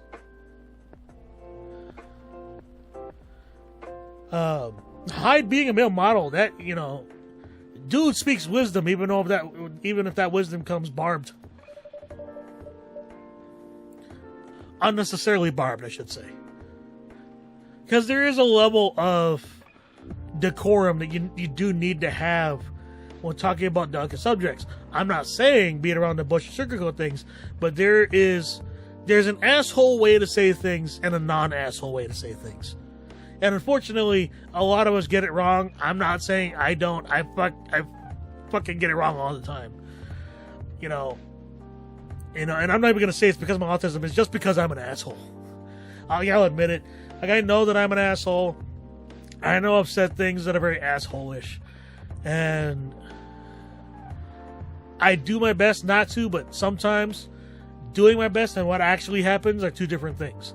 And the thing is, just because I mean well doesn't mean I do well. And so the best thing I can do is if I don't know the outcome for sure, it's gonna be a positive one, it's best to keep my fucking mouth shut unless I'm asked.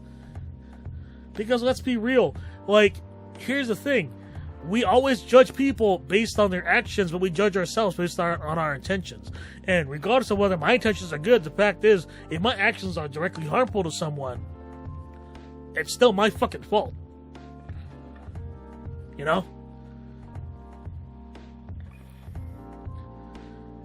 And, we can sit here and give people the benefit of the doubt, but you gotta understand, as an example, if I punch you in the face, but I didn't mean to, it doesn't change the fact that your face hurts because I punched you in the face. And me apologizing, saying sorry, being remorseful, yes, that is good, that I am so sorry, I really did not want to do that, but it still does not change the fact that your face still fucking hurts because I fucking hit you and punched you in the face. Saying sorry does not mean that the pain goes away.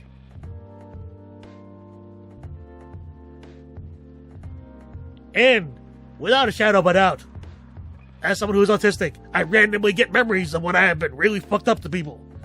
And I hate it. But I also understand I did it. I can't go back in time and change it. I'm not going to sit here and deny it and double down and say I did the right thing. No, I fucked up and I fucked up bad.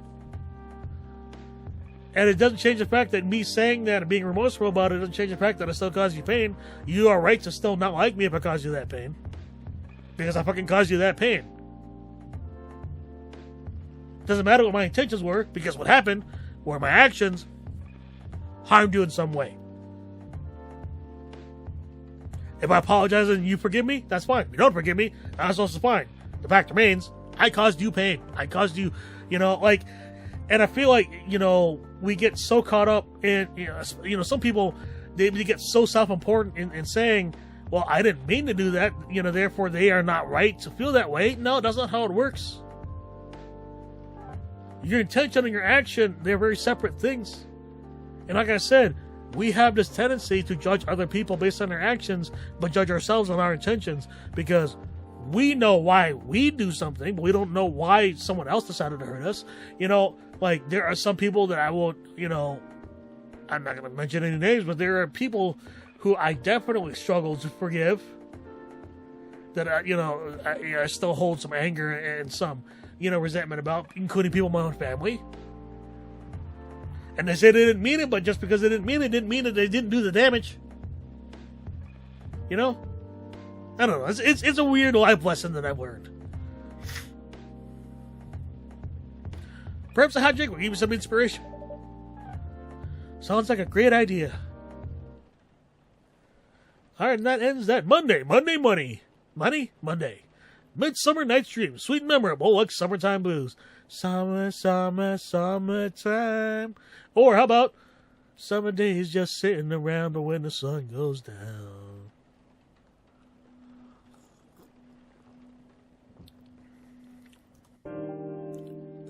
Ooh.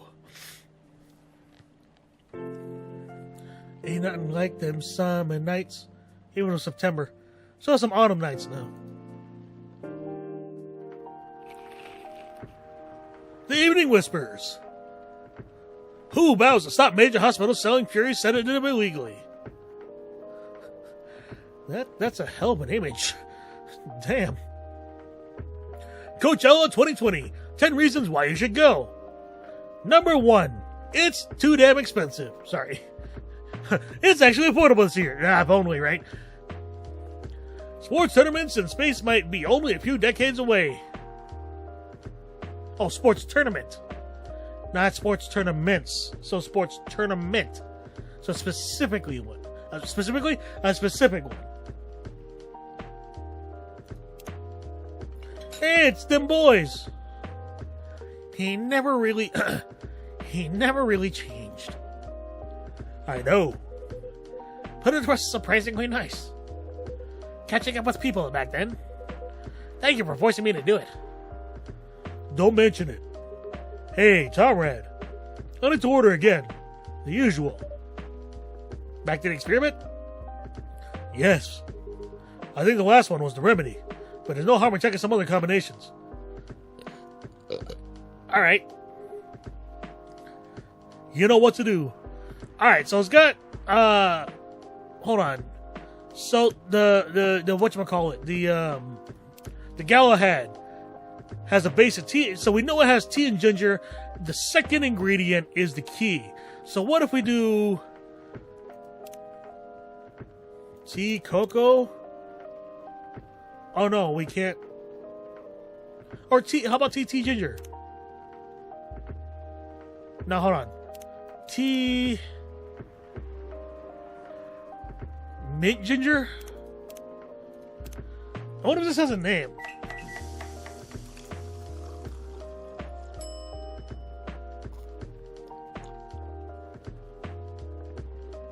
I'm not gonna lie, that actually sounds fire. Well, let's trash it.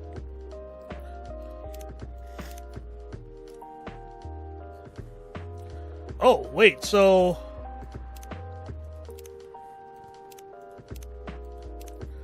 Alright, so mint ginger... Okay, so hold on, let's do the mint ginger tea. Fuck it. We might as well.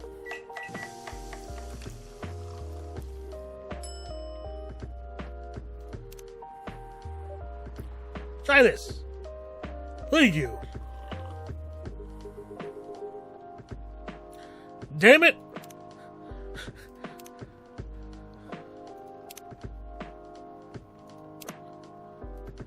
Scum load.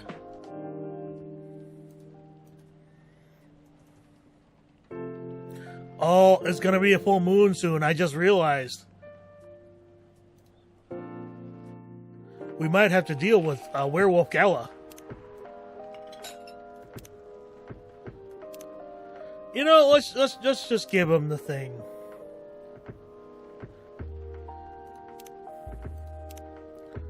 The Galahad.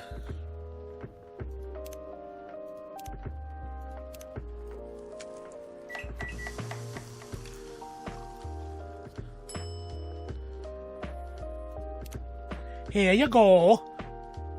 Try this. Thank you. Just what I needed. What about you, Mr. Hyde? Oh, what about you, Mr. Hyde? Would you like to order anything else? I'm good for now. Alright, that's the voice I remember he had. That's right. That's the one I gave him.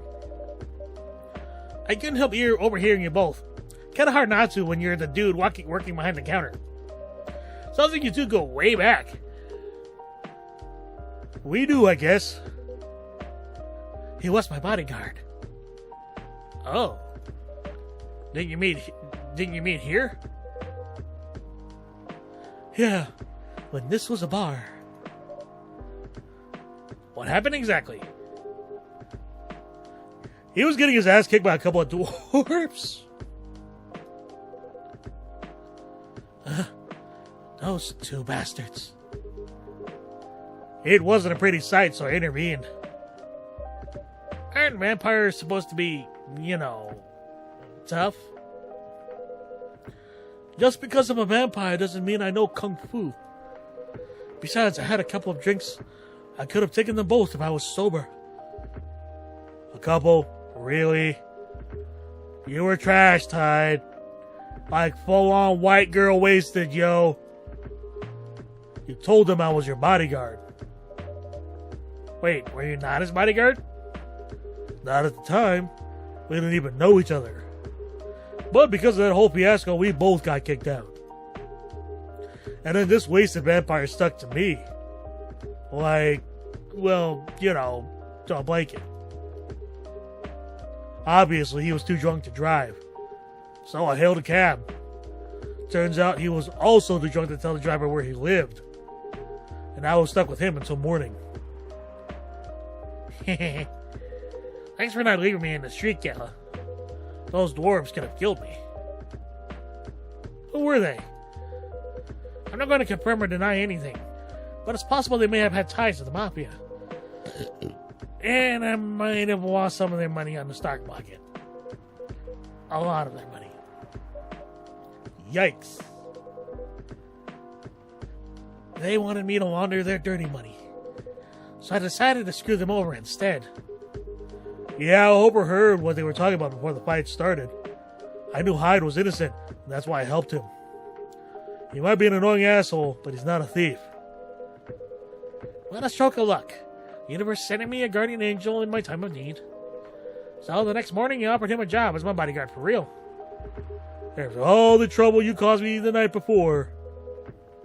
Hey, I took you to breakfast. Don't tell me that counted for nothing. I have to say, it wasn't my proudest moment. I was broke. Breakfast was an offer I couldn't refuse. It was the late 60s, mind you. It wasn't easy finding a job, especially for people like me. Werewolves? War veterans. Ah, I see. So how did you go from working as a bodyguard to working in the hospital, Gala? Well, when he was working with me, I noticed. Hyde. I prefer it if we skip that part. I'm sorry, but I don't want to go into any details about it. It's alright. Forgive me for asking. I don't mind you telling you the quick and dirty version. Long story short, he helped me with something. Let's just say something from my past. Thanks to that help, I found a new purpose in life. Helping other people live.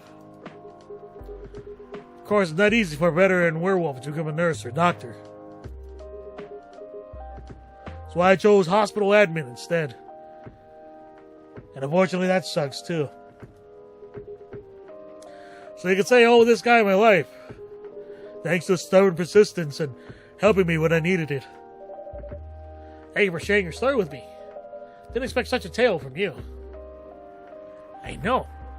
Anyway, Comrade, I'd like to order something now. What would you like? Can you make a tea-based drink that's warm and cool at the same time? Alright, so we got tea. So we got something that's warm. Warm and cool.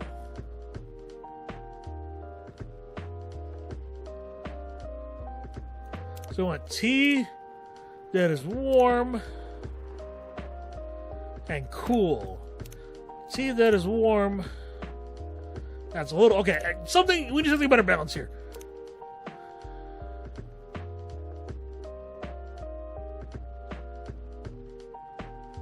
Oh.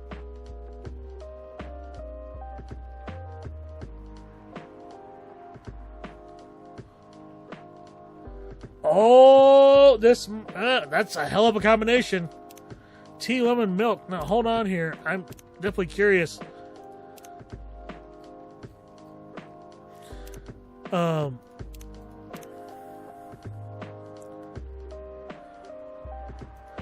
Tea, lemon, milk. So warm and cool at the same time.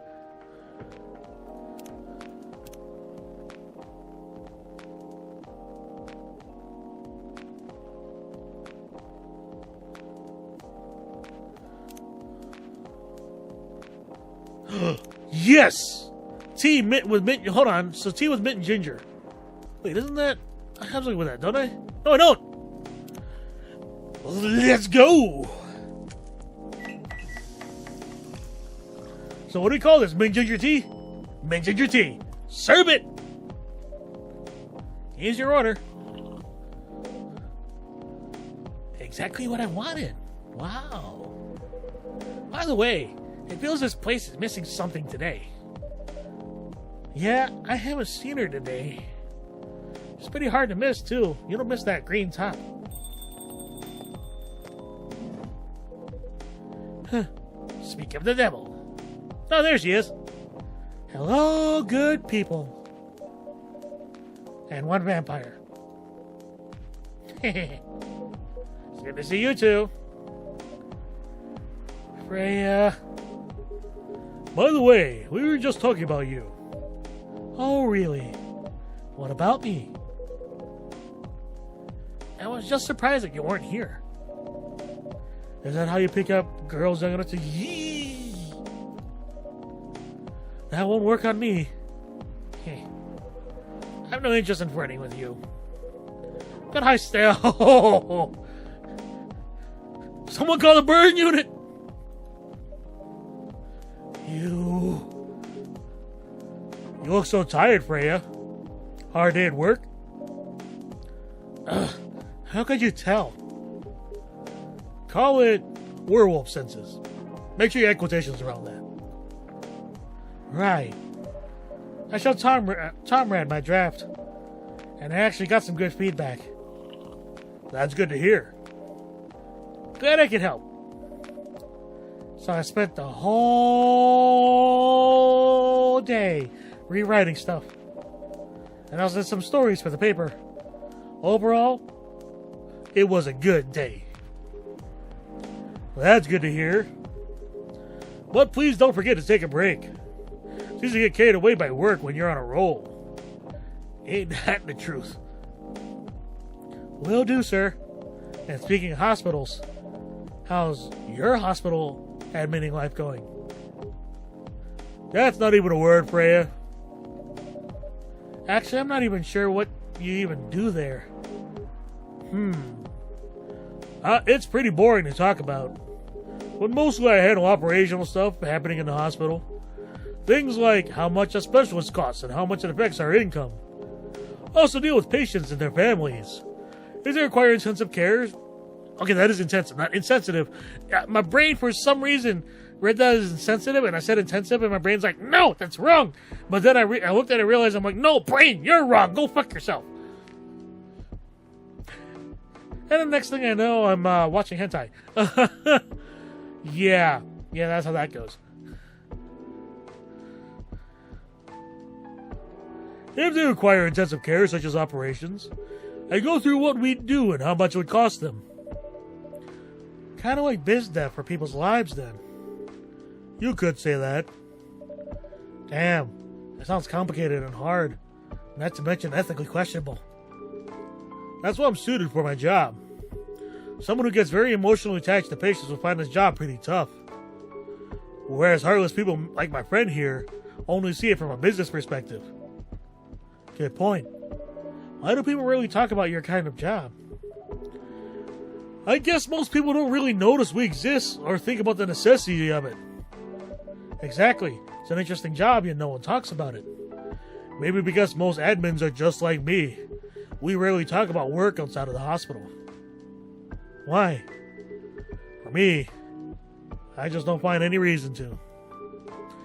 It's the patient's personal lives, anyway. Such professionalism and loyalty. Should keep a hold of that mindset, especially in front of this lady here. He needs to be a bit less loyal, though. Hide. You've been doing this job for a while, right? Almost 50 years now. It's amazing it looks amazing for over 50. Fucking A. He's got to be at least 70 years old. Sexy ass dude. Wait. 50 years in the same position? Uh-huh. Holy Tilda Swinson. That's for promotion, man. They keep offering me new positions. Mostly managerial. Take it. Not interested. Why? It's not something I want. Besides, as I've told you before, I fit perfectly in this position. But the salary must be better if you take the promotion, right? Of course. But what I get at the moment is more than enough for me right now. And I still get raises while I'm doing this job. I really can't figure you out. That's Gallo for you.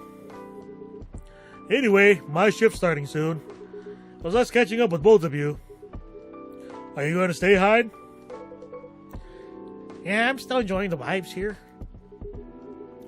I'll see you in a few weeks, I guess. Yep. Safe trip.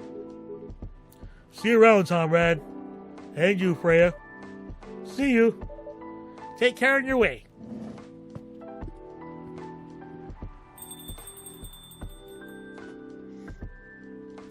I just realized I feel like her watch changes based on where her arm is positioned.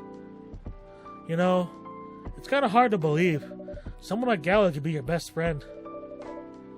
We were just talking about that before you arrived. Oh, really?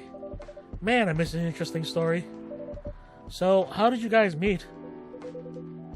Seriously? I have to retell this story? Yes? Come on, you're not going anywhere, right? Alright then. We met in this place back when it was a bar. Exposition! Exposition! Exposition! Whoa! I never knew Gallo used to be in the army. I mean, he's got the build to be on the front line. Damn! So muscular.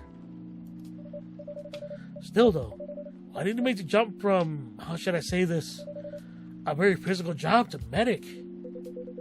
Well, he's not comfortable talking about it right now. But you know why, right? You're trying to squeeze the story from me. Obviously, he doesn't want to talk about it. That's him, not you. Seriously, Freya? Come on. I won't get into details, but going to war, it messes with your head. Fucking right it does. Oh. You see why Gal doesn't want to talk about it, huh? I don't get it, but it must be difficult, especially back then. The only thing he was confident in was his strength. I can see why. So he only did work that relied on his muscle. That would help him get over his trauma, though, right? Yeah, actually, that's surprisingly observant for him. Of course not. But it was the only thing he could do. Holy shit! Okay, this is getting me going now again.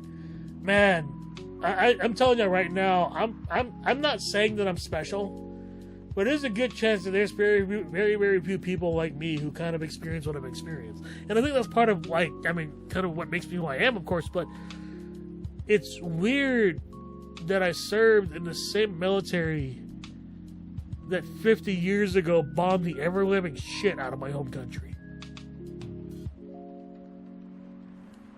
You know, like, it's crazy to think that. Like, I was in the same army that 50 years ago would send the smallest physical soldiers down into the tunnels of the Viet Cong underground complexes and would get caught in booby traps, like bamboo spikes, and spike traps and whatever else, and this whole concept of McCarthyism and stuff, and America supposedly taking the high ground, which honestly, I don't think in America's entire existence from 1776 as the country that we know and hate today,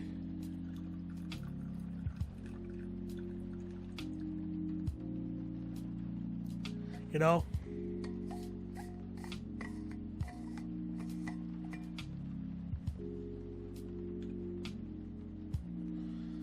and it sucks too, because you know I've talked with my brother,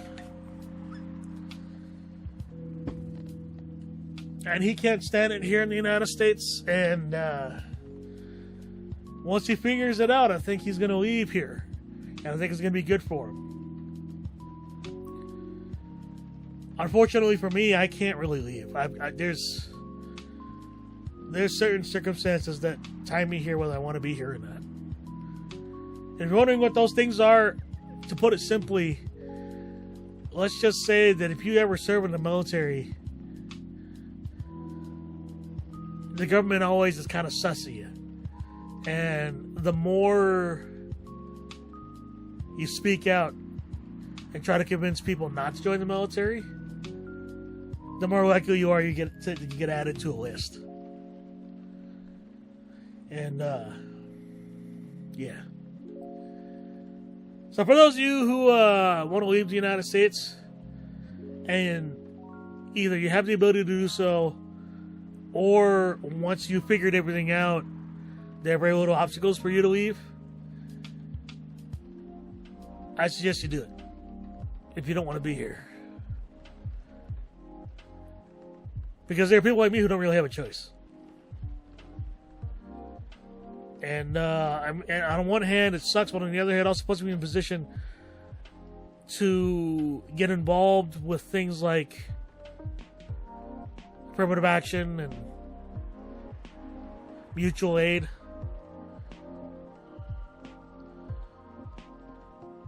Self-defense training, which is something that some communities have straight up asked me to do. Firearms training for people in the LGBT community. Teaching them how to defend themselves.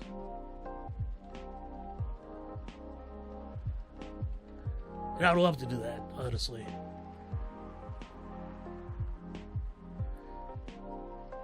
Like, being in the military, man, you, especially when you kind of realize that the whole system is really fucked up.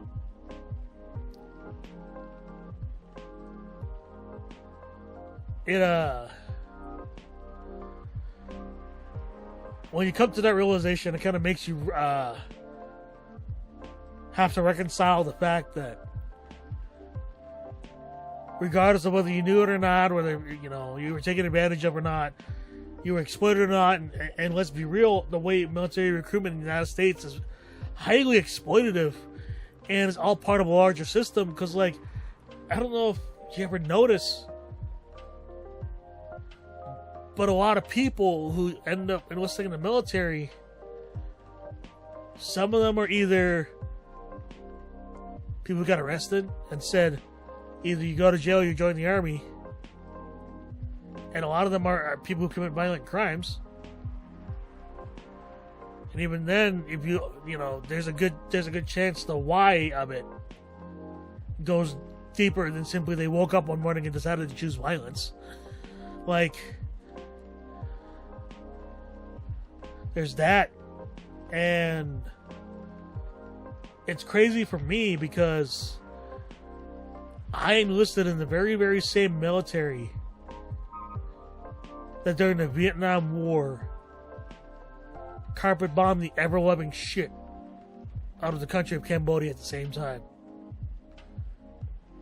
And used napalm and Agent Orange on that country at the same time. My parents' home country.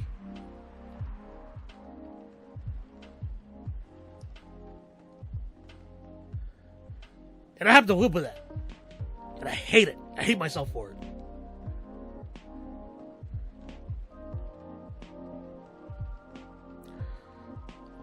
Because knowing full well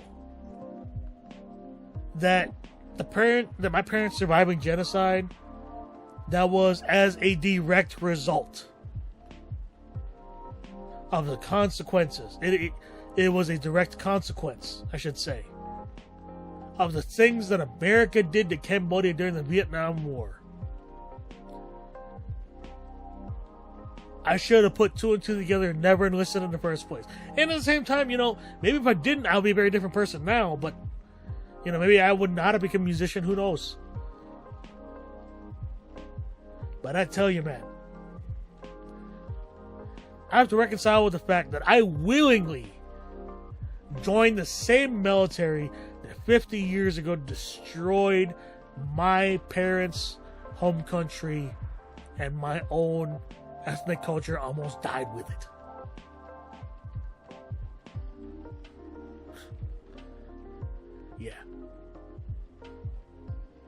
Yeah, that's the guilt that I carry with me every day. Never mind the fact that we're ordered to commit acts of war and acts of violence upon other nations at the behest of corrupt politicians and greedy, wealthy white people.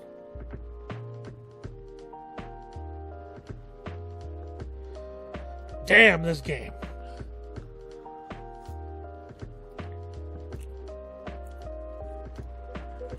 Or at least, it was the only thing he thought he could do. But you hired him for his muscle. Hey, I didn't know about all that at the time. Besides, he's good at being a bodyguard.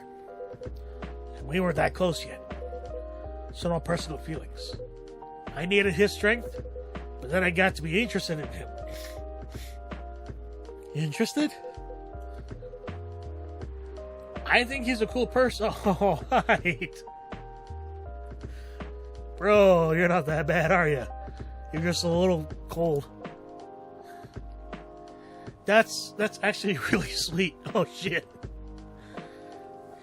That's all. Sorry, that legit actually made my eyes water a little bit.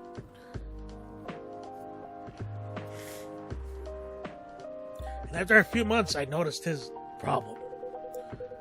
I suggest he talk about it with someone, seek help, which he refused. No surprises there. Yeah, man, I tell you, I don't even consider myself a veteran, but those of us who served in the military, we are stubborn as fuck.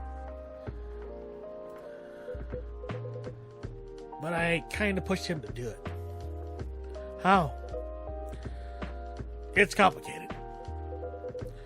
Eventually, he did go get professional help. Of course, I have no idea what happened in his therapy sessions. But in the end, he found a new purpose in his life. He quit working for me. And not so long after that, he started working at the hospital. And he's been Oh. Good evening, everyone.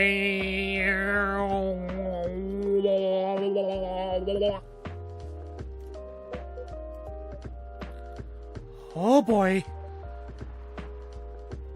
Good evening. Nice to see you again.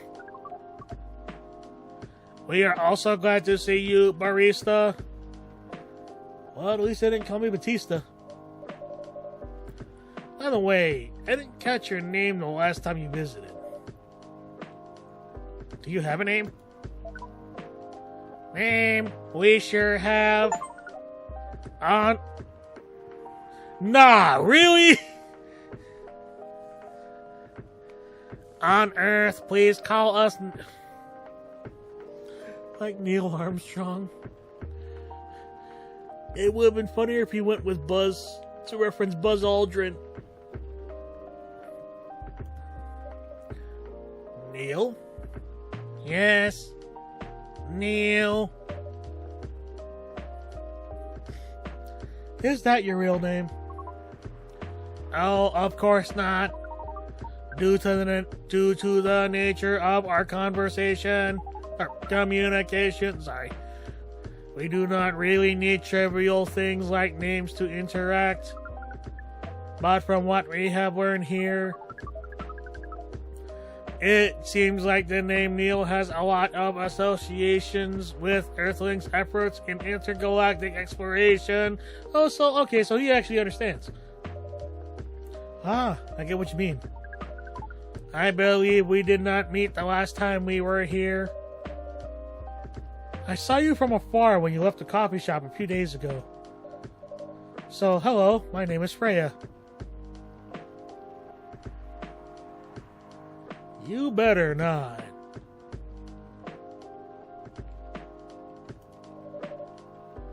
You could say I'm a regular here. And you, sir...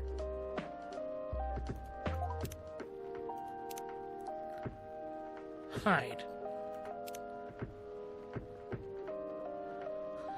213, hold on, 213. Oh yeah, 213. No, it's 213 is California, isn't it? Because Snoop Dogg had a he did a trio.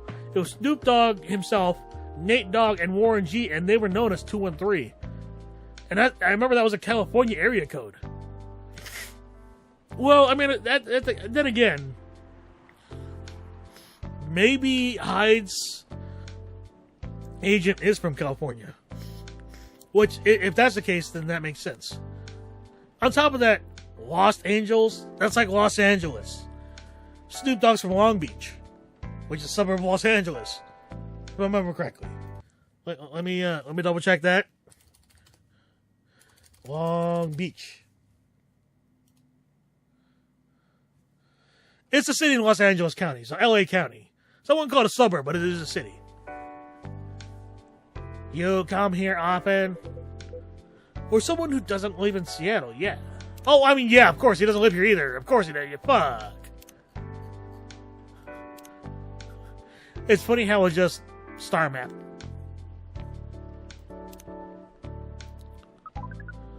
Oh, you are not from around here. Neither are we. Where do you come from? Far away. By far away, you mean a few thousand miles? Or more? More. Much more. More to the point that your strange calculation system means nothing. So are we talking parsecs? Light seconds? Light minutes? That sounds far away indeed. What are you doing here in Seattle? And do all your kind just like this? Oh, this. Okay, that's actually kind of funny. We chose this appearance based on an image we saw. What? Did you land in NASA, the NASA Space Museum? What the hell? Image. Ah, the Jeremy Gendrew. Oh, wait, hold on. Jeremy Andrew.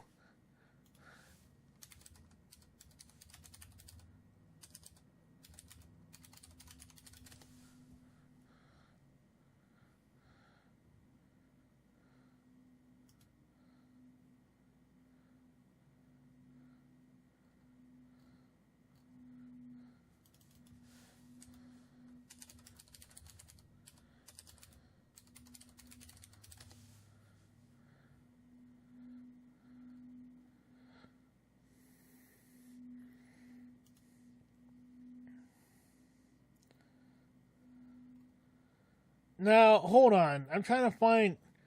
This is a reference... This has to be a reference to a real-life thing, surely.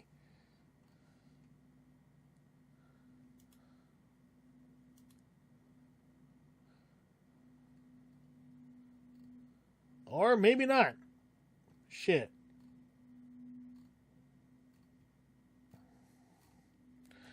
It's definitely not astronaut in the ocean. No wonder you look familiar. As for... Oh, no. He's about to come out and say it. As for what we are doing, this place is... Okay, maybe he didn't. Or maybe he's going to come out now. This place is really the perfect spot to practice our communication skills with Earthlings. But before that, please let us order something from the barista. What do you want to drink tonight? The usual. That is how you say it, yes?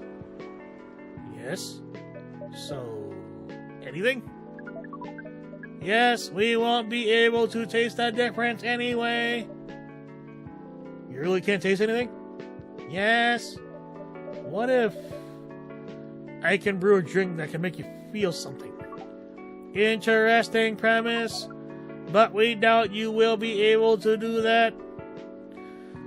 Cracks Knuckles, challenge accepted. Please surprise us.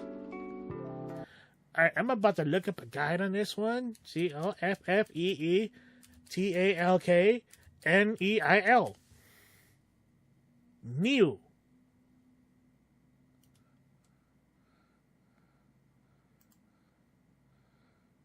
I saw a spoiler there by accident.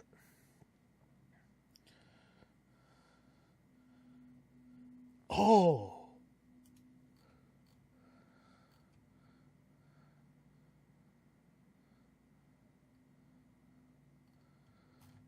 Okay. All right, hold on. I'm not going to say it out loud. But this is actually a really clever way to do this. All right. All right, I got this. We're going to take milk as our base. We're going to add honey. And we're going to add mint. All right?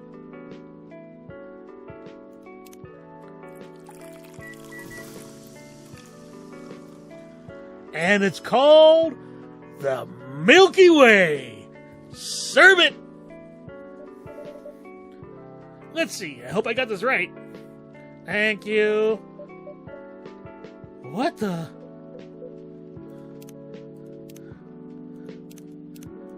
Milky Way, sweet and cool like outer space.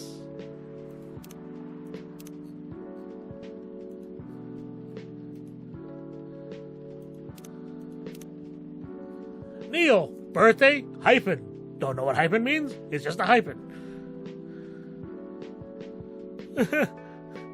Neil's still trying to get to figure out how Tomoto Chill works. Interesting. Before you ask, yes, that's how they drink. This. Oh shit! They're changing color! I think I made them sick. It'd be really funny if the game's like, how the fuck did you figure this one out? I use the internet. We have...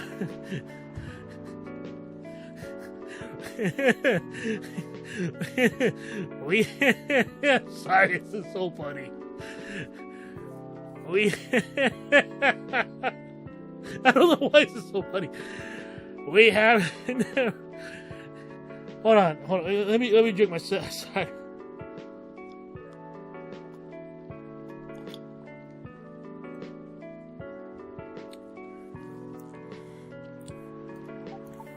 But this exclamation point, this is a breakthrough.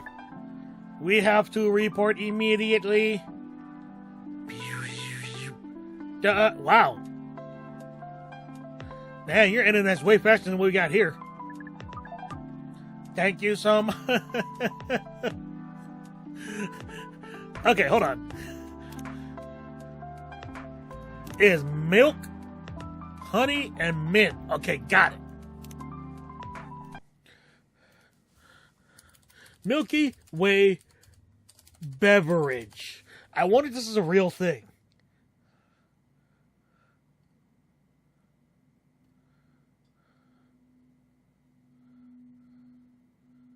Okay, so there's a cocktail, which I feel like doesn't count. Milky Way Martini, Milky Way and Back, which is a microbrew.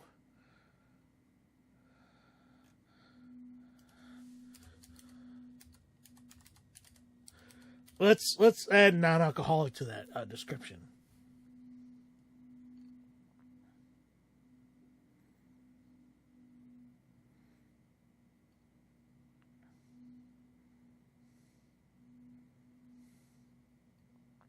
Nope, this doesn't. So this is not a real beverage. I was gonna say, if this is a real thing, I want to try it. You are one interesting person. Ooh, thank you. That was a compliment, yes. Normally, yes. But you can't be so sure with Freya. That definitely was the highest form of compliment. What are you? Oh, she just outright asked it. Us. We are travelers.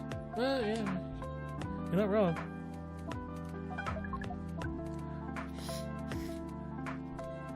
Doing our job in the space you call Milky Way. Dude, it's the galaxy we live in. Come on.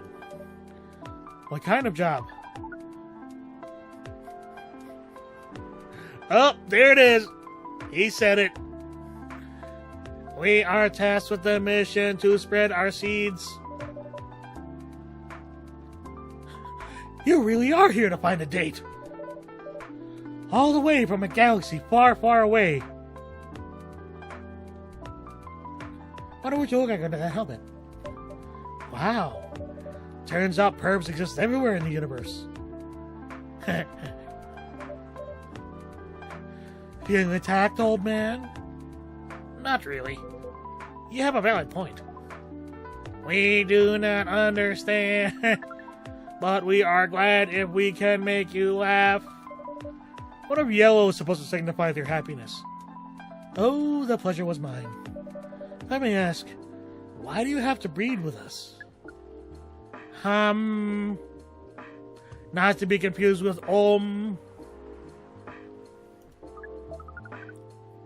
We are sorry, but that is classified information. Why? Oh, man.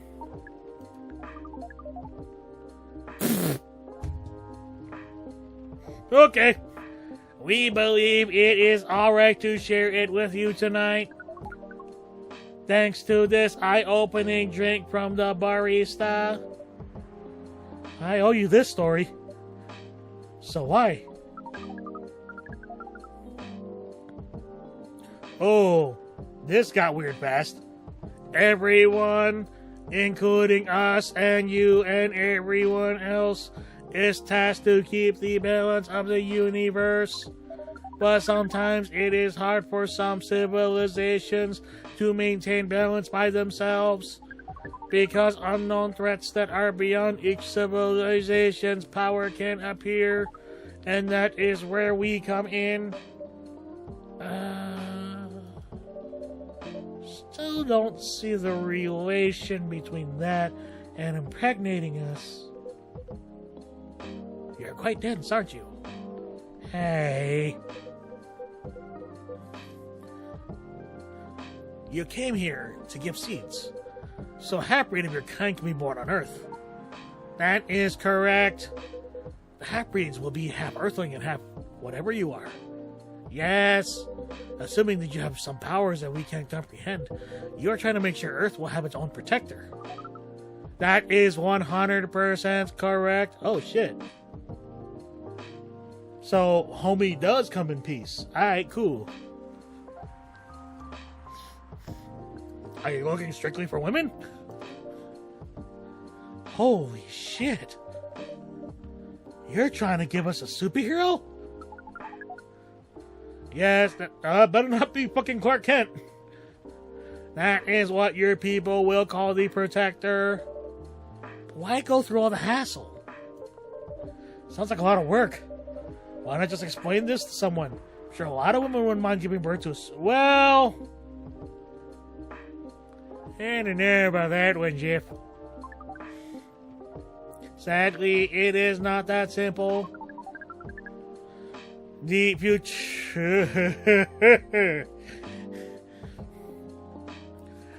The future protector has to be someone that loves this planet more than anything. He must be someone with cornrows and have a very deep booming voice and lead a group of eco-terrorists called Avalanche. Sorry, I couldn't help myself. They have to be born out of love, which we have learned is a very, very complicated feeling on Earth. We have it easier back home due to the nature of our communication. We understand everyone deeply by it. Man, I feel like that wouldn't work on Earth with humans, only because humans are very emotional in general. Emotions have a tendency to fuck things up. Sometimes for the better, most of the time for the worse. So everyone on our planet loves each other from the moment they're born. I mean, is that agape love? That love that expects nothing in return. It sounds beautiful and creepy. Why?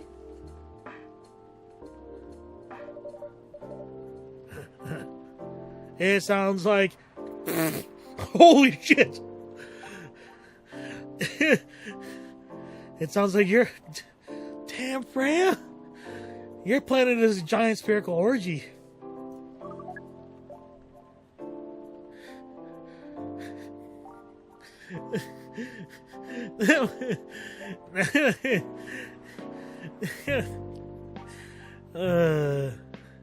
I can't read this line. I'm sorry.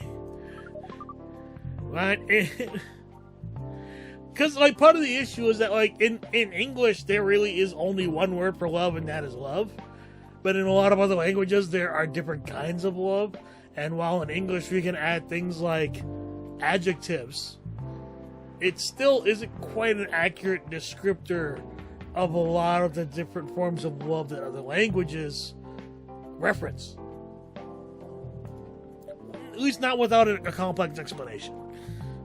Oh my. If what you say is true, we should help them to get laid with love? Guide it. Yeah. Is yep. Ooh, yeah, that would be a little rough. We might be responsible for the birth of a super evil person instead. Boop, boop, boop. Well, how's the mission going so far? We cannot say it is going well. Not surprised. Yeah, neither am I. With how quirky and unique you are, not many women can handle that. Could you handle them, though? Me? I don't know. What do you think? You're a pretty adventurous girl. I wouldn't be surprised if you decided to go on a date. Or maybe further, if I got you a good story.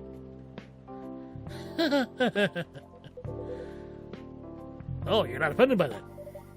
Not in the slightest. You're wrong, though. I'd go on a date with him, but I don't like to sleep around. Really? To be honest, I didn't expect that. Yeah, I get that all. I mean, yeah. We make a lot of assumptions based on appearances, don't we? People mistake me for someone who gets around a lot.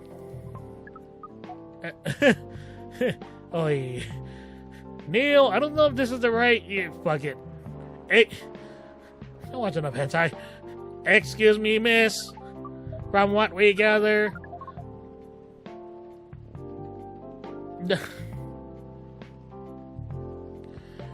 Yikes.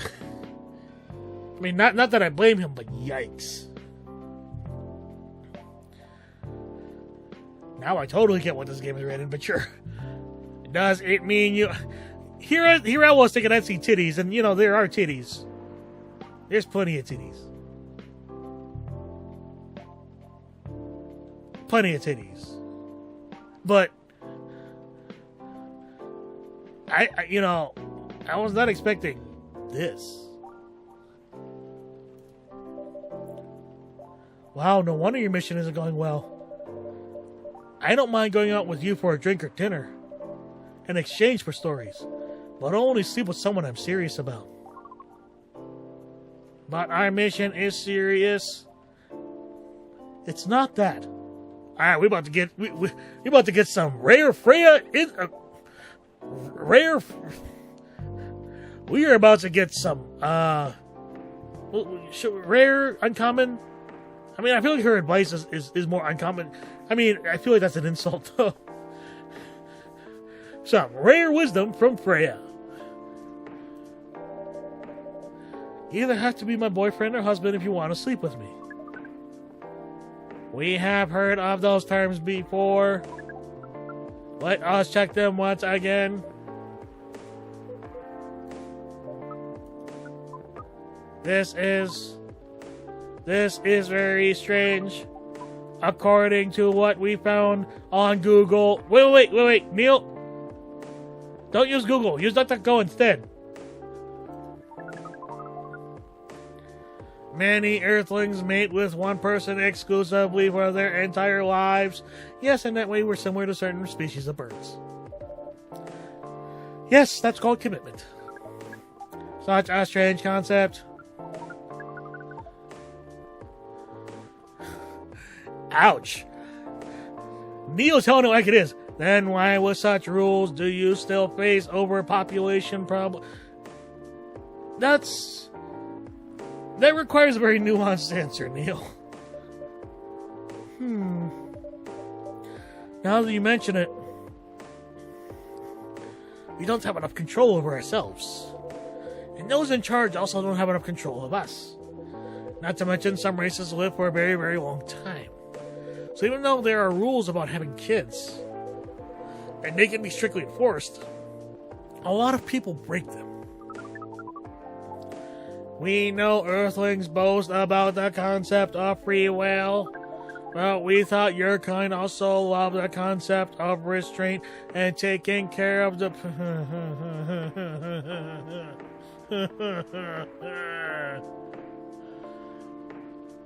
I would say I feel called out, but it's less that. It's more like, yeah, no, we fucked it up. No, yeah, that's on us. At least that was what we gathered from your information network. Depends on where you go with that information network. It really depends on where you go for that information network. Theoretically, that should be the case. But other things are stupid. That's the easiest way to put it. I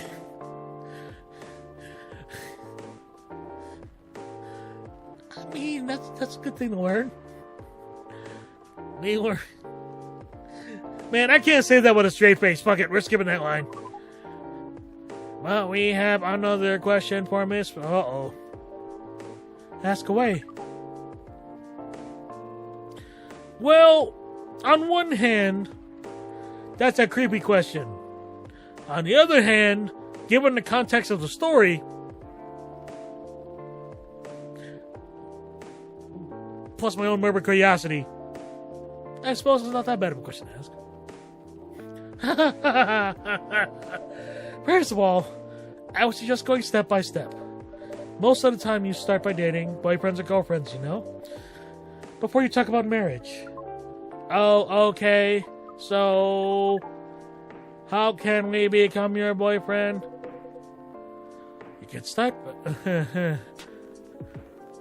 by actually asking whether she's actually single. Understood. So, Miss Freya, are you single? Yes, I am single. Dude. He's learning. But damn, he's still got a lot to learn. Now, the path to starting to date varies between people, but usually it takes some time before you want to commit yourself to someone. Wow. The breeding process on Earth is surely extremely complicated. Yes, I like to liken it to baking, which is for those of you who don't understand baking, there's a very, very major difference between cooking and baking. Cooking allows you some degree of tolerance or wiggle room. Room for experimentation. You can substitute things, add things, subtract things in cooking, and it could make a dish better or worse. In baking, everything has to be exact. If it's not, there's a good chance whatever you're trying to bake will not turn out correctly. I'm pretty sure that there are people out there who have seen that guide that shows the different types of baked cookies and tells you how and why the cookies turn out that way. Too much sugar, too hot, not hot enough, too much oil, too much eggs, not enough eggs. Like, too much milk, not enough milk, no milk. Like, skim milk. Like, all of those things can drastically change a baking recipe. So dating. So how does that go back to dating? Dating is like you are required to bake without any instruction on what you're making. And the outcome is the relationship. And if you use the wrong ingredients, or you miss a step, or you mess up a step, there's a good chance that the final outcome, which is essentially the relationship, might not turn out correctly. And here's the other thing. The output of this relationship, unlike baking, never ends. It is a never-ending process. And that also includes the fact that we as human beings change over time. So it's constantly like trying to bake without any of the tools, the recipe, or the ingredients. And as time goes on, the baking recipe changes. That's, to me anyway, what dating is like. There are people who are better suited for it. There are people who find the correct combination of steps and ingredients, but then fuck it up later on down the line.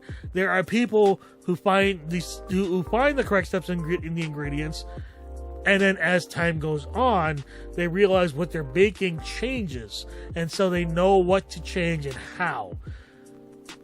Unfortunately, not that many people either are capable or have the ability or found the right person to reach that point. And then there are people like me who are like, you know what, just fuck it, I'm not even going to bother trying. There are things I would rather do than commit myself to baking without a recipe or the ingredients or the tools that I need. But that's only true for me. It's not true for everyone. It just so happens that in my case, you can bake whatever you want. I'm not fucking eating it. It can be easier if you're a smooth talker. Not like someone who talks in a monotone, robotic manner. Smooth talker, question mark. Someone good at communicating with others. That would be really challenging for us. After all that, making kids is still in a totally different league. Most women prefer it if their male partners wear condoms. Search that on DuckDuckGo. Condoms. It is something you wear to prevent pregnancy. Why would you do the mating ritual if you do not want to have offspring? It's the $1 million question, and for some reason Christians never seem to be able to reconcile. Pleasure.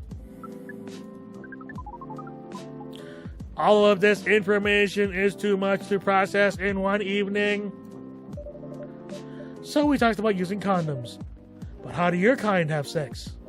Like, seeing how you dress. Oh. Yeah, maybe a condom wouldn't work with you now, would it? That's true. How do you do it? So are you like the what was it, that alien race in Mass Effect? I don't know what it's called, the one that Liara is. We cannot tell you the details.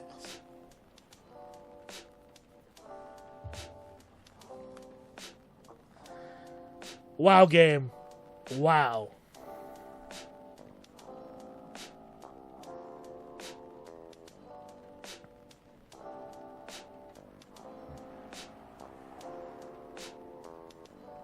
And I just got the email saying that my Nintendo Switch Online account has been renewed. Yay!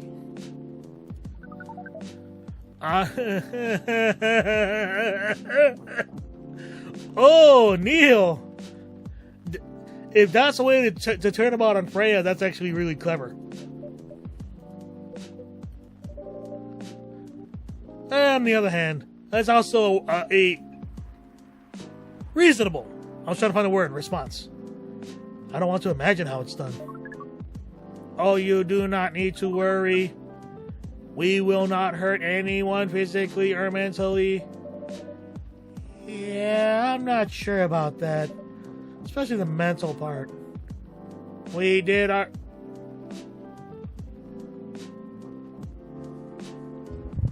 Neil, I want you to look me in the eye and say you do not do your research on Pornhub.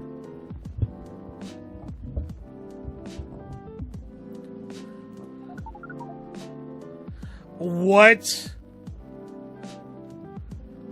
I beg your pardon? And we tried it on the testing object we made.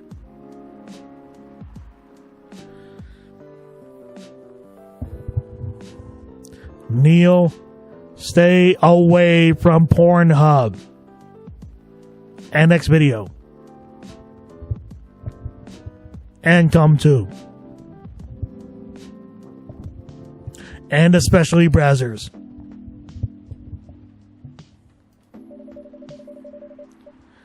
The mental capacity of Earthlings is far more complicated than anything else on Earth, sir. Oh, we did not know that. Being born on Earth sounds very... Boy, if you only knew. It is. I have to agree with that. Anyway, thank you so much for the information you have given us tonight. It means a lot for our mission. We have to report our findings to the base. How you proceed with your mission with this newfound information? We are not sure yet. It is yet to be discussed after all. It was really nice talking with all of you. You're welcome. We are off now. Bye. Take care on your way, sir.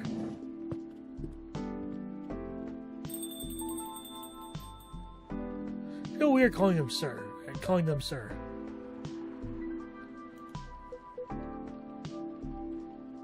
Awkward.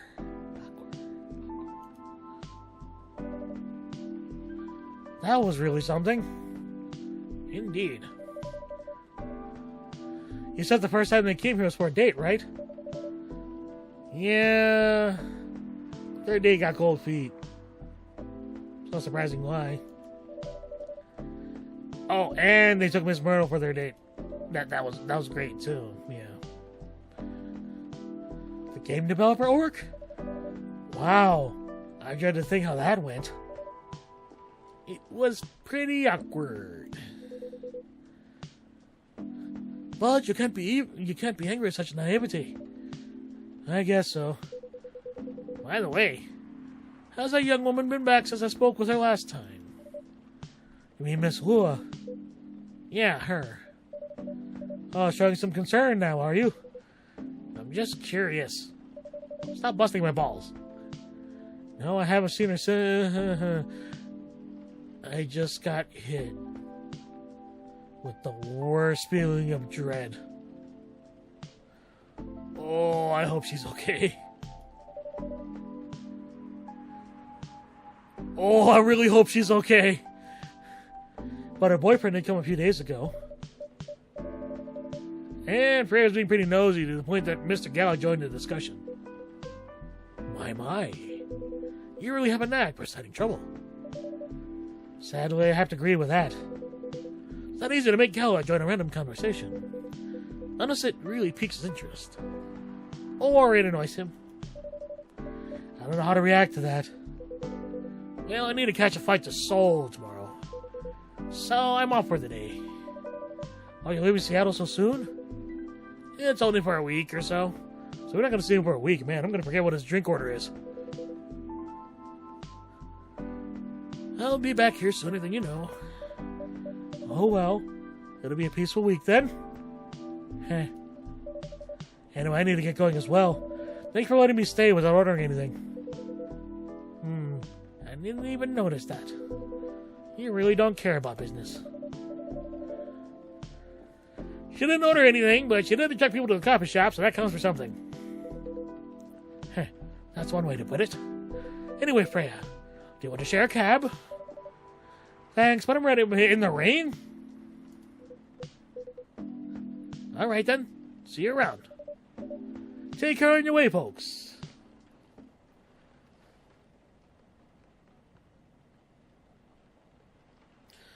How long do I normally... when did I start? 9? We're midnight now, right? So that's what? No, 3? No, 3? How long have we been streaming? 3.5. Right, so we go until... Right, that's right. Go until 1 a.m. That's why. I was like, I forgot I have a stream on Saturdays, so I forgot how long I stream on Saturdays. Wednesday, September 30th, 2020. It's raining in Seattle. Again.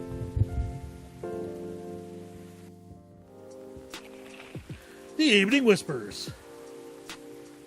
Whoa. That's a hell of an image right there. Dwarven-made cars face challenge against an unexpected competitor.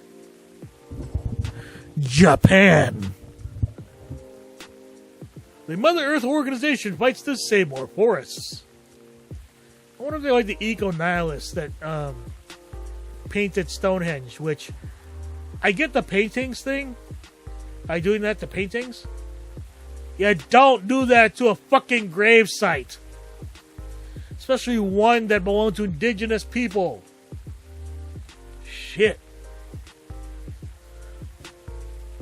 Protests arise over government treatment of Atlantic immigrants. And yep, that's a remake of a pretty famous shot of a cop macing the ever-loving shit out of a college student. Except somehow this is even more horrifying.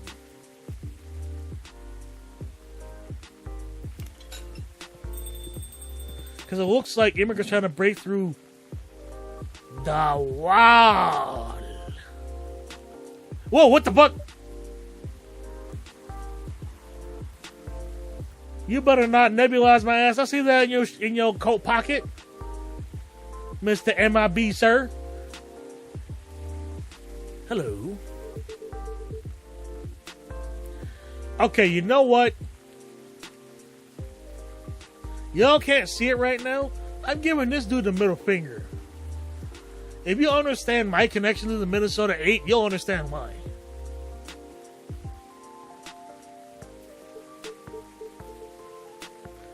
He doesn't get a voice.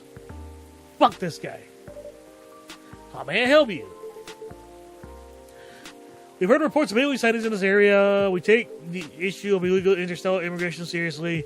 Have you seen any creatures you would consider to be an alien in nature?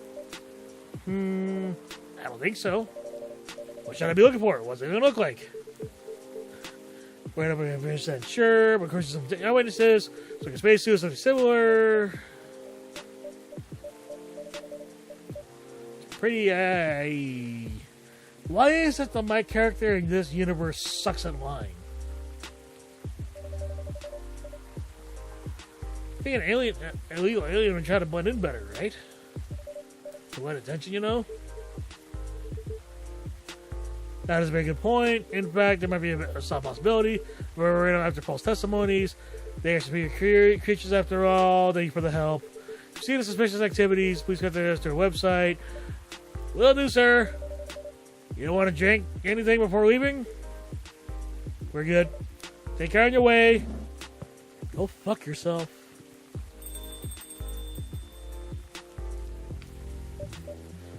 Yeah. I need to be more careful, Neil. Shit. Huh?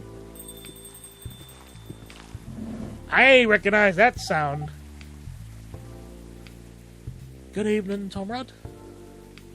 Yo. Hey, Myrtle. Hello, Miss Aqua, Miss Myrtle.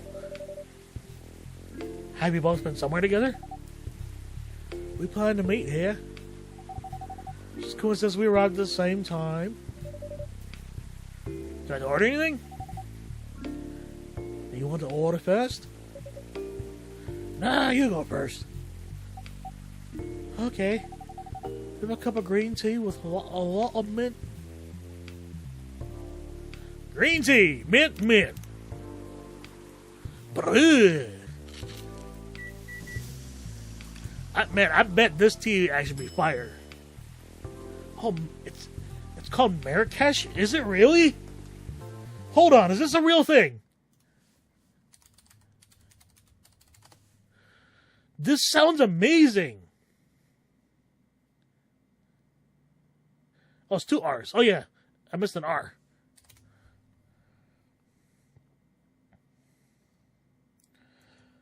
Marrakesh mint tea. Yeah, this is a real thing. That sounds amazing. Yo.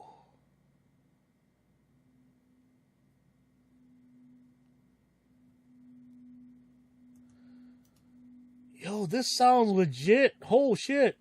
Yeah, this is a real thing. You make chai with you can make chai out of it too. Mighty Leaf has their own flavor. Damn, I kind of want it now. I feel like I should do a YouTube video. Let's try every beverage from Coffee Talk. Oh, that would suck. I don't like coffee.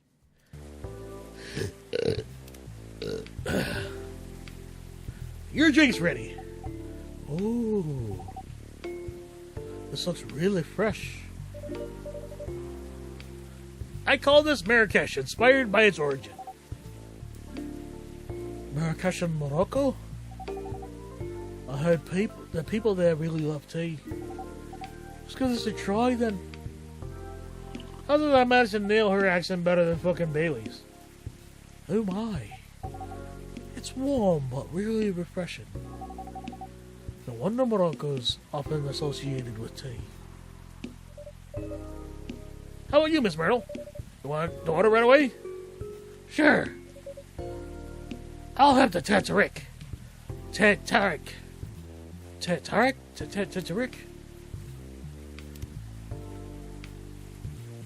Okay, so what's the Tatarik? Okay, so I haven't discovered yet.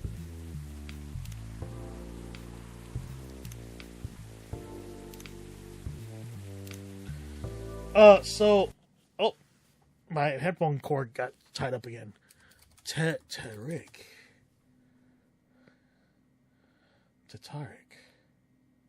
Pulled tea. Oh!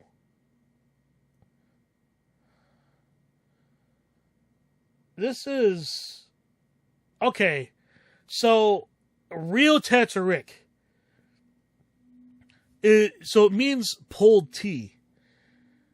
It's a milk tea drink found typically in Southeast Asia, but not Cambodia, which is why I didn't recognize it. It's found in Malaysia, Indonesia, Singapore, and Thailand.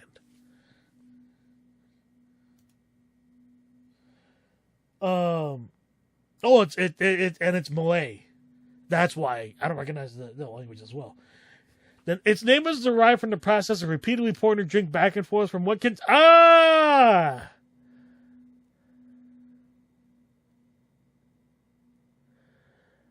It is made with a strong brew of black tea blended with condensed milk.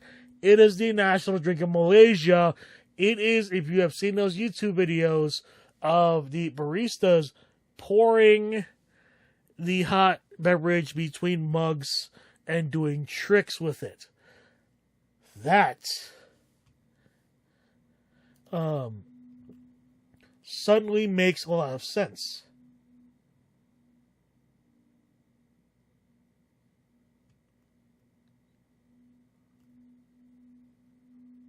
Because it's poured back and forth between two vessels. And by doing that, it also froths it, which is actually a really clever way to froth.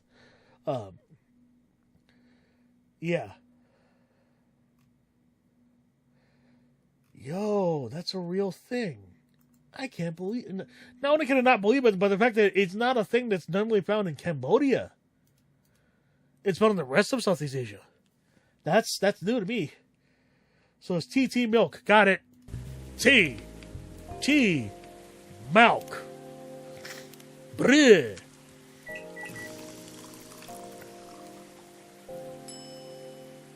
Da, da, da, da. Here's your tonic. Huh? Is there anything wrong? No. Tea with milk mixed with poured in the two repeatedly between cups originally from Malaysia.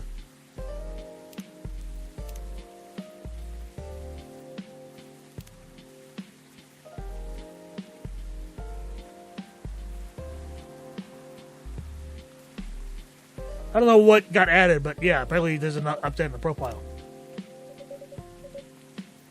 It's better than I thought it would be, actually. The taste is really authentic. You wouldn't happen to be Asian, would you, Tom Brad? Southeast Asian? Well, I mean, you're right, but not the country where it's from. Just like the Tartaric in Southeast Asia. Thank you for the compliment. Where did you learn how to make it? I traveled around Southeast Asia a few years ago. So you learned about it in Malaysia? Yes, and from videos on the internet. You know, YouTube and all that. So, how are things in the office? As usual. Tiring. Well, thanks to you and your team, we made some good progress with a problem we've been stuck on for a while. I'm glad I can be of help. So not every day our research can have an impact as direct as this. Only a few weeks after publication, no less. The thing is, even with your help, we still need to do a ridiculous amount of overtime. Crunch! Yay! To make sure the game will be available for the holiday season. I want to say please don't forget to rest. But I'm sure it won't be that easy for you and the team. Ha!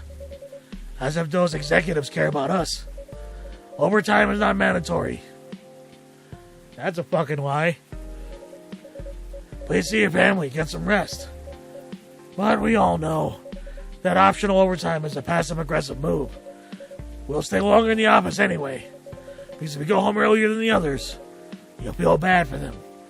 And then it spirals into this really toxic work culture. No wonder the turnaround for video game development is so bad. People constantly coming and going, moving and leaving, forming new studios only for them to shutter, then trying the whole process again. You all feel guilty. I understand that much.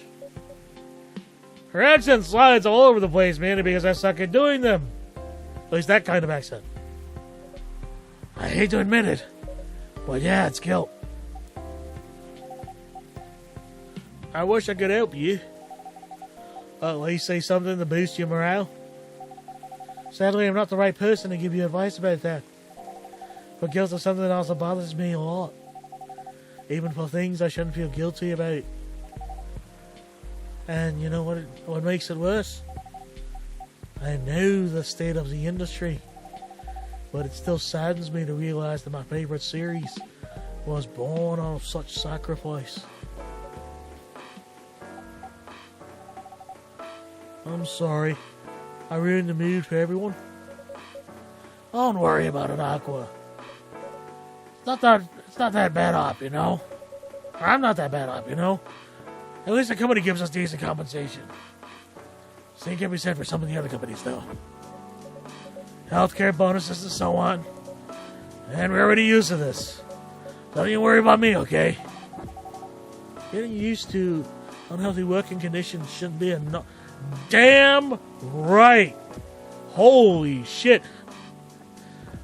I am screenshotting this right now.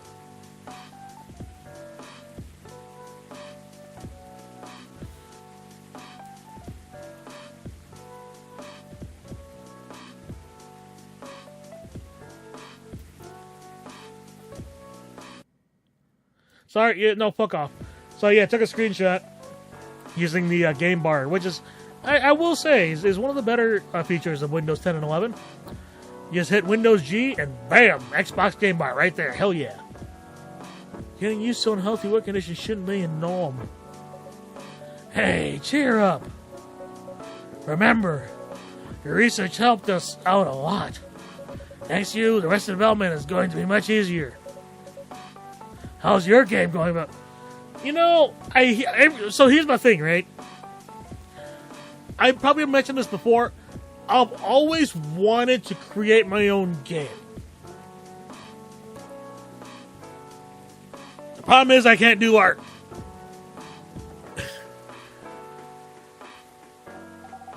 And I'm not about to use AI art. Fuck that. Actually, I have some good news about it. About it. What is it? The game got approved to be. Oh, so Max West. That would be like PAX East. Hey, I figured it out. That's really good news. Congrats. Thank you. So, what's the problem then? Oh, I haven't confirmed my attendance to the organizer. Why? Confirm it. Fast. Before they give your spot to another indie. I'm just not sure about it. What's stopping you? Cost? Anxiety? It's anxiety, isn't it?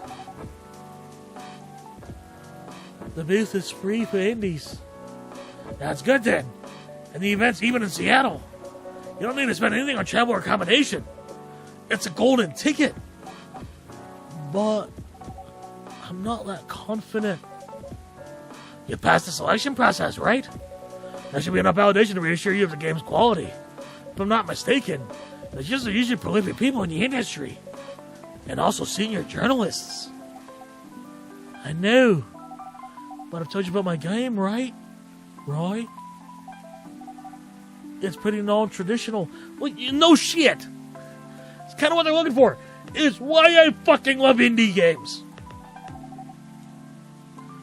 There's thousands of people will be visiting. I see Mags, I think PAX. I'm sorry. I expect Full Metal Conflict and other bigger games. Every game has its own market, you know. Damn right. Damn right. You can't see it. I am pointing at myself. Coffee Talk is not a mainstream game, and I fucking love this game. And you'll be in the indie area. People know what to expect there. Gamers aren't stupid. Well, most gamers aren't stupid. What if some haters visit? Girl, fuck them haters. What if they don't like my game and say bad things about it? About me? That's not gonna happen. It's an expo.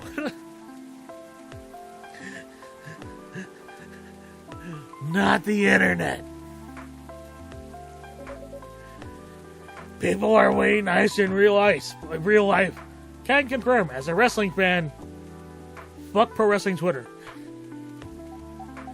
Pro wrestling fans in real life, though, amazing. Even after... Oh. Sorry, I need a moment there. Hoi! I had gyros earlier, and, oh boy. Even after all that, I'll still be here by myself for the whole event.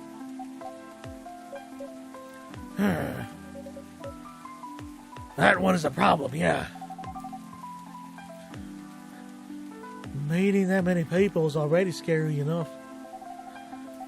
Doing it for 4 days straight. It's too much for an introvert to handle. Showing my baby to the public. I just can't imagine the horror.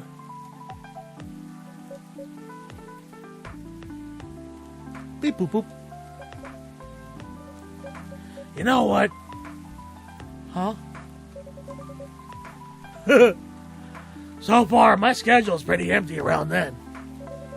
If things stay this way until Max, I'll come with you. I can't squeak my voice. It won't go falsetto. Must be the cider.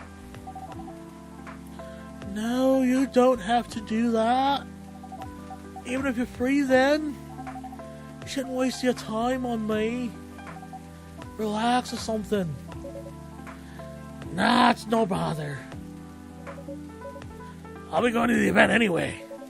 Might as well come with an exhibitor badge. What about your company's booth? Don't worry about it.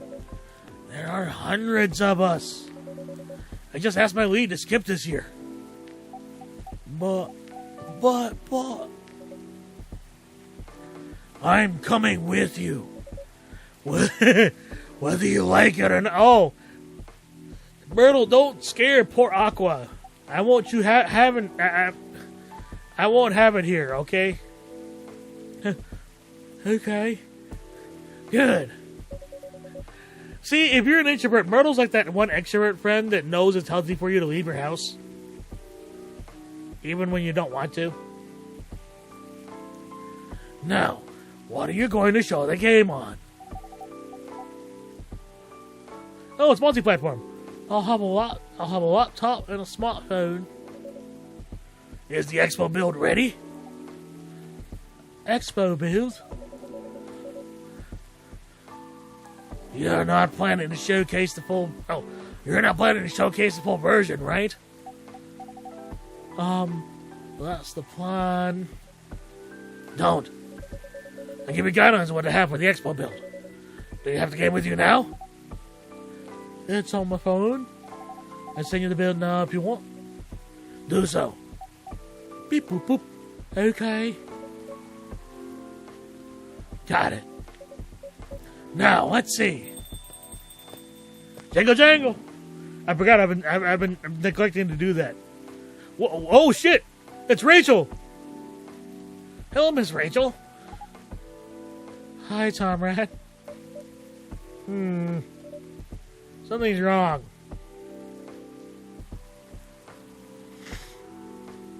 Huh? Nothing. Just been practicing all day, and I'm pretty tired. Hey, you at a concert soon? Don't tell anyone yet. It'll be announced tomorrow. I'm getting to perform a ho-ho!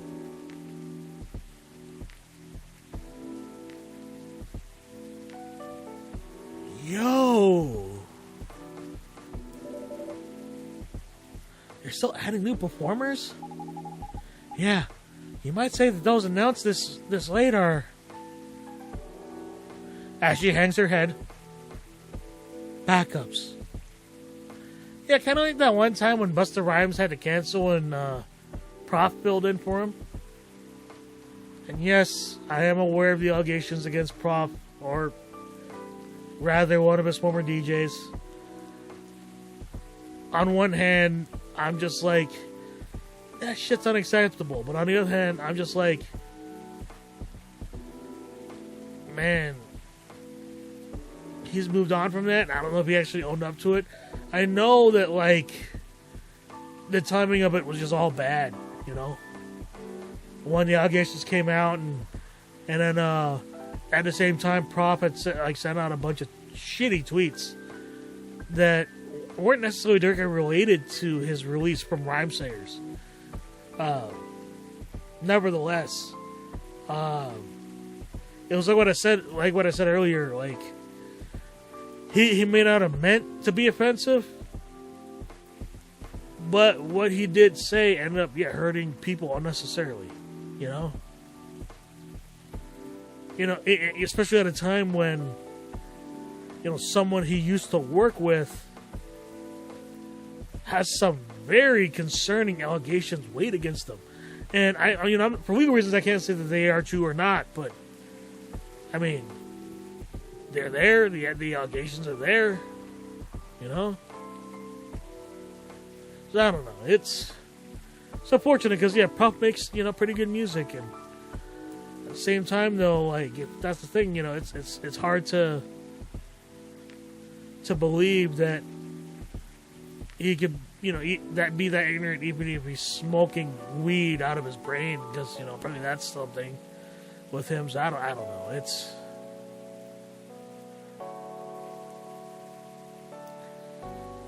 I don't know.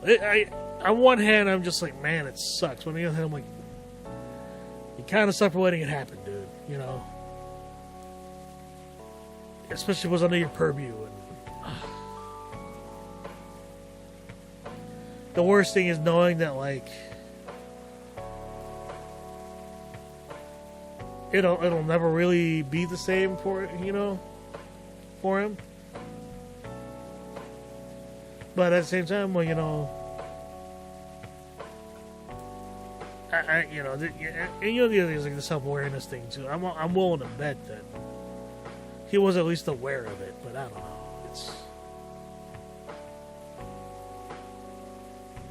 It's one of those things that's really hard to reconcile. And here I am thinking too that it might happen to me too. I'm not 100% sure. Guess I'll never really know. Anyways, backups. Oh. But still the biggest festival in the country. I mean, I'm not gonna lie. I won't necessarily say it's a bucket list item, but it would be cool as shit to perform at Coachella, as long as no fuckers throw shit at us. That could be a very real thing, especially if, considering that I intend on music to be pretty heavily politically charged, so, yeah, whatever. Yes, and I'm excited for it. I think you should celebrate with a special drink. Something sweet. What do you want to order? A sweet hot chocolate. So let me just make sure.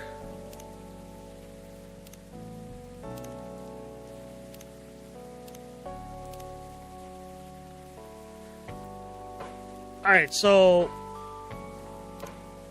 the chocolate milk. I'm gonna try to figure this out on my own. I'm not gonna pull up a guide. Because it's either chocolate milk or it's chocolate milk.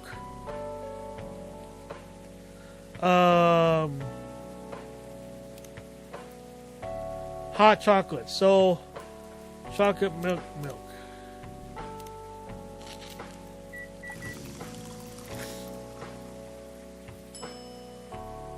Nope, that's not it either.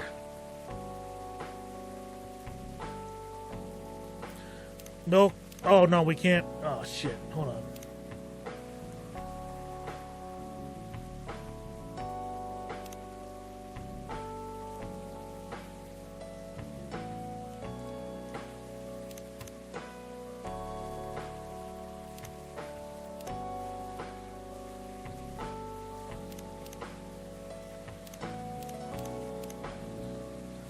Is this right?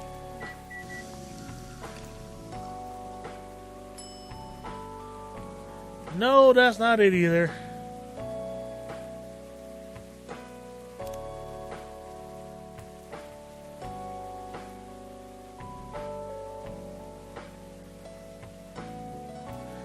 I had to do milk and honey before honey and milk.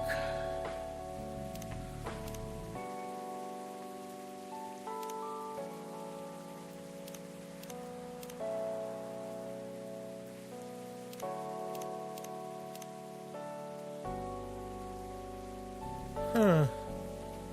Hold on.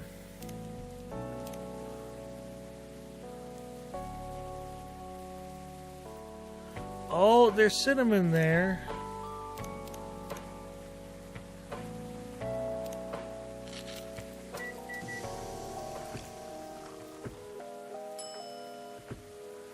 Nope, Spice Lady, although that's something to bear in mind.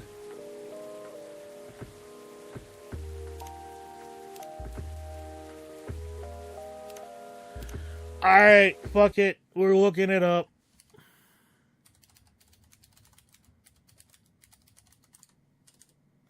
Chocolate. Chocolate Cadabra. Sorry. That's such a good song, by the way. Holy shit.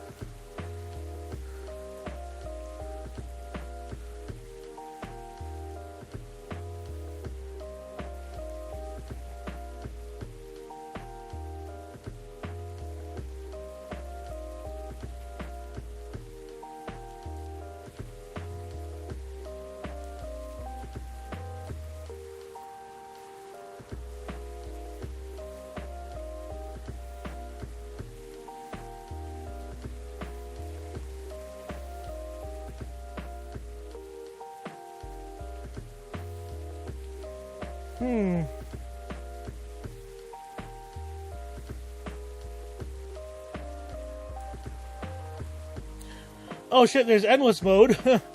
I probably should have played that first and watched all the drink. Shit. Okay, well, okay, hold on. Knowing that, though, like, shit.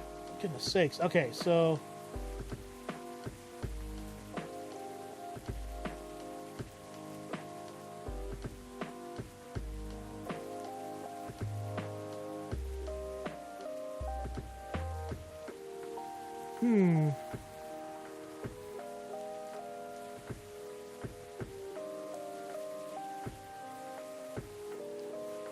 So we do, chocolate, ginger, cinnamon?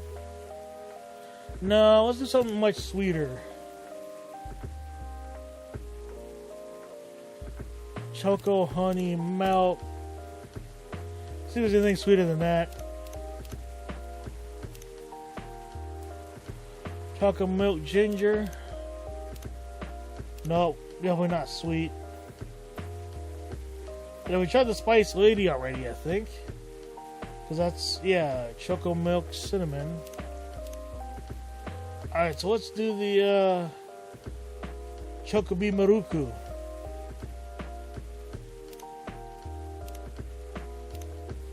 Yeah. Yeah, I think that's the way we should go. If this fails, we'll just scum load.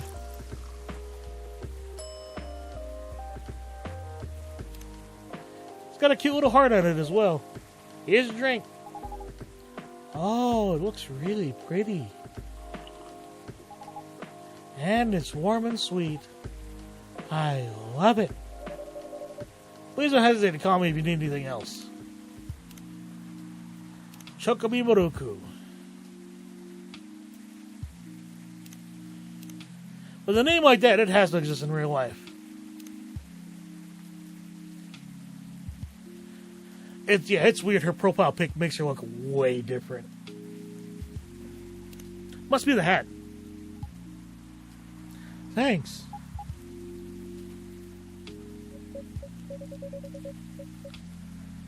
Other than the instruction on the loading screen, try putting a time limit on how long they can play. You know, almost like those old demos from PlayStation Underground that used to be a thing. Why? Wouldn't that break the immersion?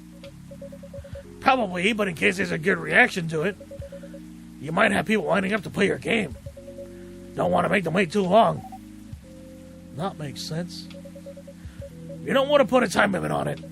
Try it in the demo with a cliffhanger. That should get people's attention. Oh, but I must know. Noted. Jangle jangle. Dad? Uh-oh. Please say Georgie is here. Please say Georgie is here. Because otherwise this shit might go south real quick. What are you doing here? After what you did in the studio this evening. I was worried. I couldn't find you anywhere around the studio. So I thought you'd be here. Oh, here. Beep, beep. Boop, boop, beep, boop. And now you're causing another ruckus. We're sorry, Tomrat. We didn't mean to cause you any problems. You are sorry.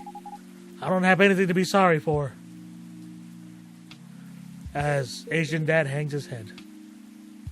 Well, anyway, I better order something. What are you having?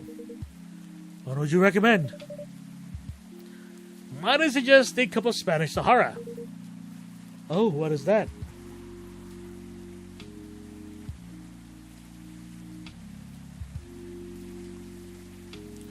What is that? I'm looking at the guy right now, sorry. That being said, it sounds dry as shit. With a name like Sahara. Alright, I got it.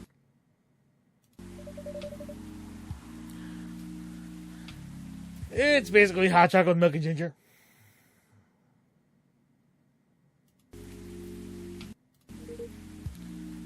Sounds delicious. I'll take that Spanish Sahara.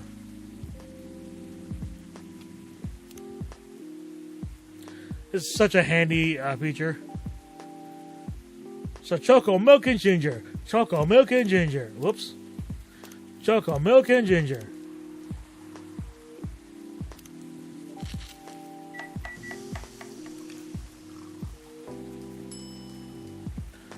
Spanish Sahara. Serve it. Is that a churro? Your drink is ready, sir. My.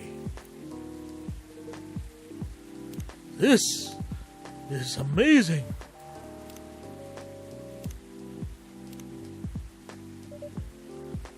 Glad you liked it.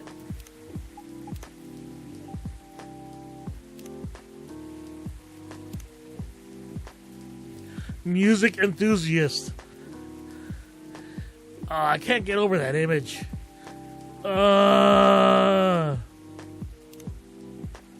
Dad? Yes? Please just go home after you finish your drink.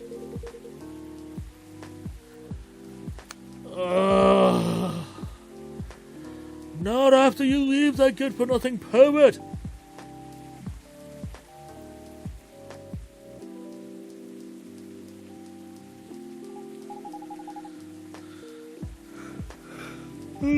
Oh dear.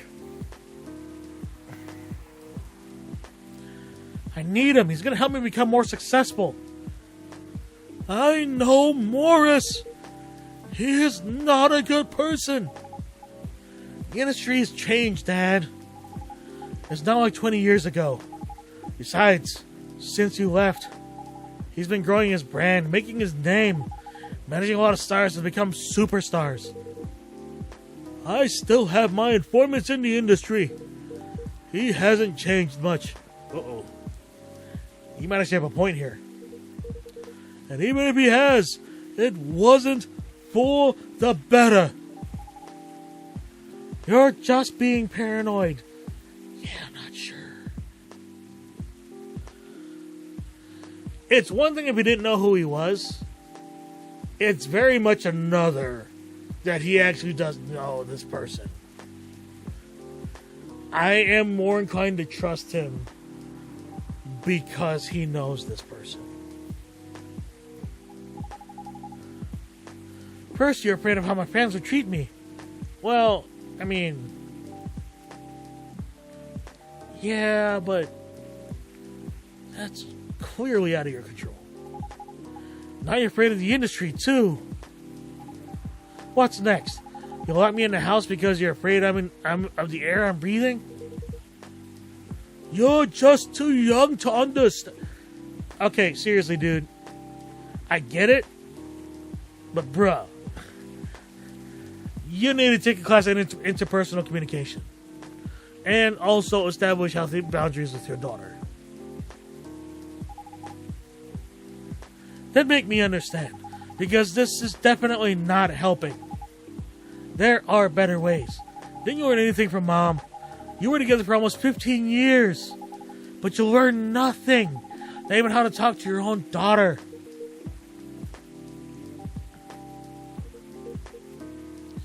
Rachel, I'm sorry, but I'm trying, okay? Try harder, because right now, you're not helping anyone. Not me, not you, no one. I know, but give me a chance. You know what? It will take time for me to learn, but I am learning. Or, I could return to the industry. I could try to be your manager. Dad, are you out of your mind? You've been out of touch for so long. I told you, I have informants there. I'm not that out of touch. Of course, there are things I need to figure out. But it doesn't work that way, Dad. You know that. Going from a girl band to a solo career won't be easy. If I take things slow, I'll lose all momentum. If you don't want me to be your manager, can you at least choose someone other than Morris? I don't think so. Mr. Lester has the height of his career now. Oy. Yeah. I'm actually not sure about that one, boss. Don't be too paranoid, okay? I've made my decision. Now, please go home. Relax. And don't ever come to the studio again. I'm going back there. I need to practice for the festival. It's only a few days away. It's a big chance to boost my presence as a solo artist. When are you going to be home? I don't know. Ooh. Yeah. Not gonna lie. I've been asked that question before and given the same answer.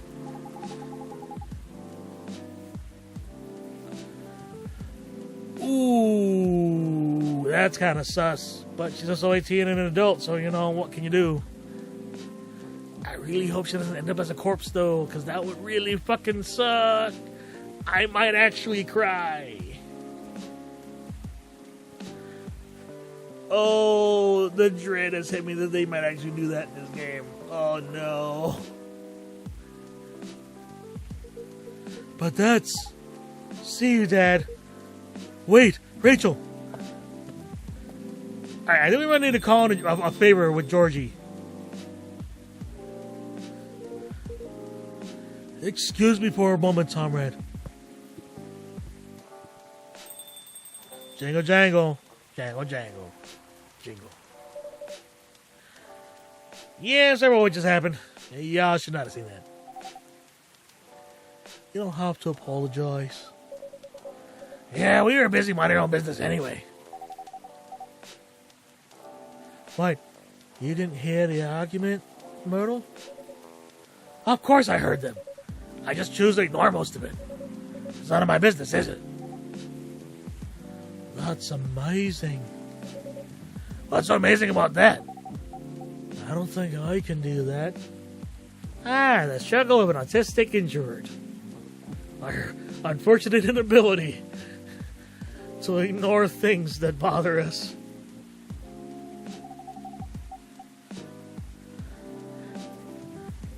Dividing and focusing my attention so completely, even when there's an argument like that.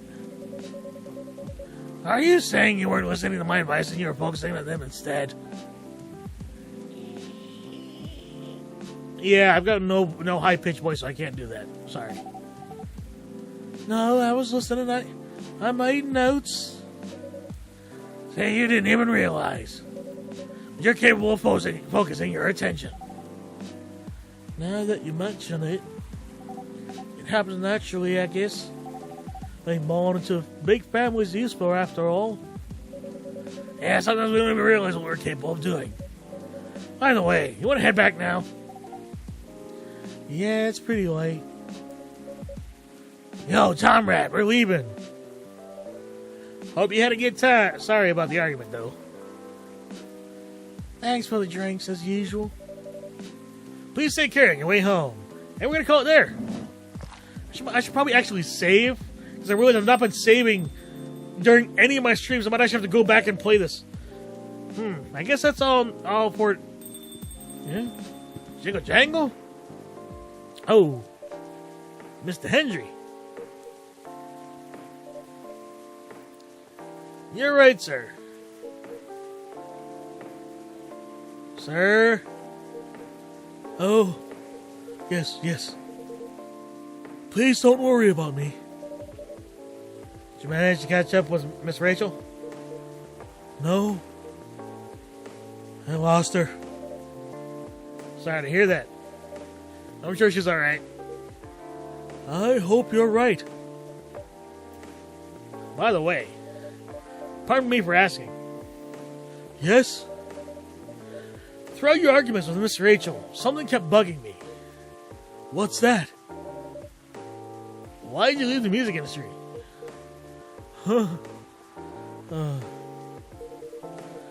Now that's a trip down memory lane. You don't have to tell me if that makes you uncomfortable. Oh no, it's fine. I left around 20 years ago. Just as we were welcoming the beginning of the new millennium. Ah, yes. 1999. It was a good year. It was a great time for girl bands, Spice Girls. They were huge in the Spice Girls. And they were still enjoying the leftover sensation of the past. And then Destiny's Child. Holy shit, I remember Destiny's Child. Damn. TLC, too. Like, oh. Damn, what an amazing era of music. There's a lot of shit that came out then, too, though. I met my wife while working. She worked for a record label. That's how we met. I decided to get married and settle down.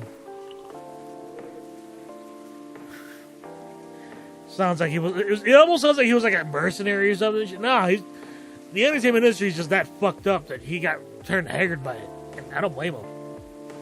I wanted a peaceful life. You didn't find peace in managing girl bands? Oh gosh, no. The politics, the dark side of the industry, none of it's good. Ah, dude. Right, so, I'm Asian, I'm ex-military, and I'm a musician. It's so weird. Oh, and I'm politically active. It's so weird how this game just hits me from all sides. I don't think anybody can say they've had that experience with this game, I don't think.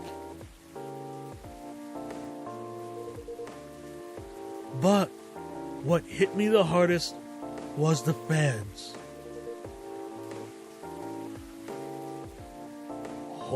Holy shit.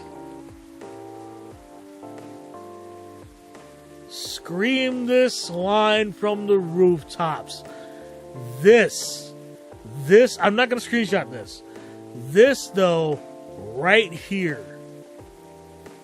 This is the precise reason I struggle with multiplayer games. this is the number one reason I got turned off forever to the game Valorant for this very reason. And it wasn't just Valorant. It was League. It was Counter-Strike. It was Call of Duty. Fortnite. All of those games, the community killed my love for all of them.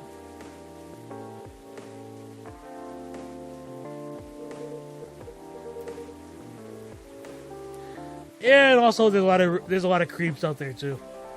The teenage girls especially, they were crazy about their idols. To the point where they started doing really unimaginable stuff. Uh-oh. Like what? Spending all their money trying to copy the superstar lifestyle, abandoning their responsibilities, their families, and the men. They were even worse. They sexualized the girls in every way you could possibly imagine. Edited photos, stalking, outright sexual assault. It was before the internet, mind you. I mean, the internet existed. It was 56K, it wasn't very fast. It took hours to download images. Why am I telling you this? You are old enough. But it wasn't as mainstream as it was now.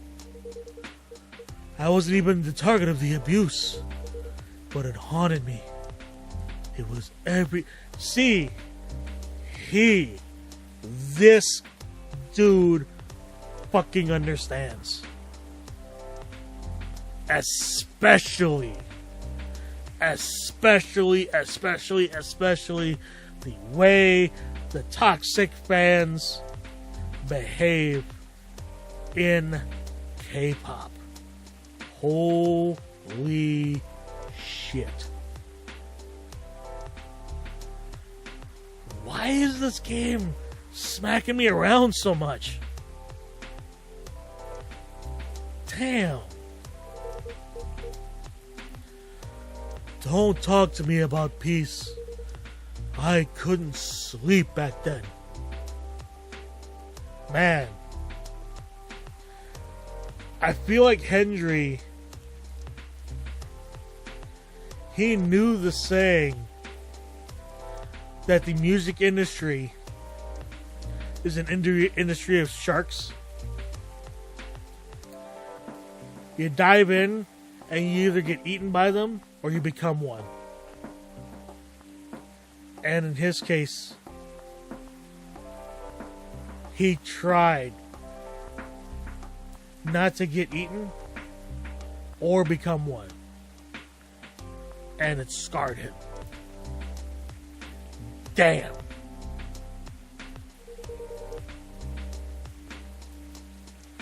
Well, and then that's actually just kind of funny. Not getting enough sleep is dangerous for cats. What do you do for a living now? So, in a sense, he never actually left the industry. He just went to a more positive aspect of it. After we got married, my wife and I opened a record store. It's not big, but we had a very specific audience. We're niche, but they love us for it. That right there, that's a good fucking business. It's more than enough for a little family. You said you're still in touch with your friends in the music industry. They visit my place from time to time. And we all meet up at least once a year. Usually it's at my place. Oh, suddenly I'm realizing he might actually have a big house. Well, I mean, I read the comic. It's almost like he does have a mansion. He's got a fucking main staircase and shit. Gosh, look at the time. I should go home too. You gonna be alright by yourself? Don't worry about me. I'm an old cat. We're stronger than most people think. See you later, Tomrad. And sorry for bringing a fight to your place. Don't worry about it. Alright then. Goodbye.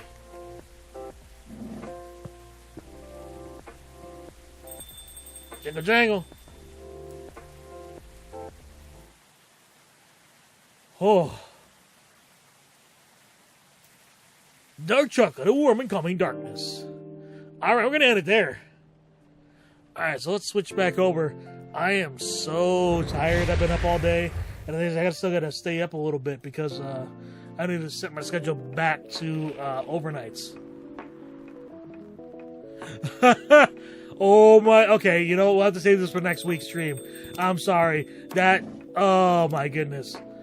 Oh, that was too good. Sorry. Yeah, y'all don't get to see that. That's unfortunate. I'm sorry. Alright, so let's see who's online and we'll see who to raid tonight. Let's see here. Who is on?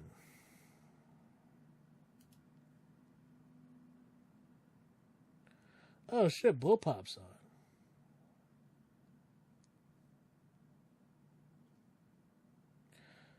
Oh, but they might end soon. You know what?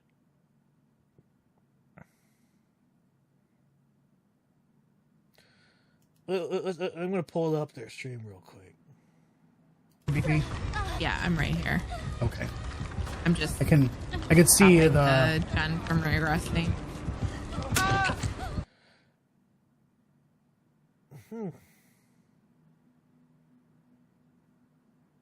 I'm coming. Alex, motherfucking Taylor, you beautiful whore. How you doing? I love you, bitch.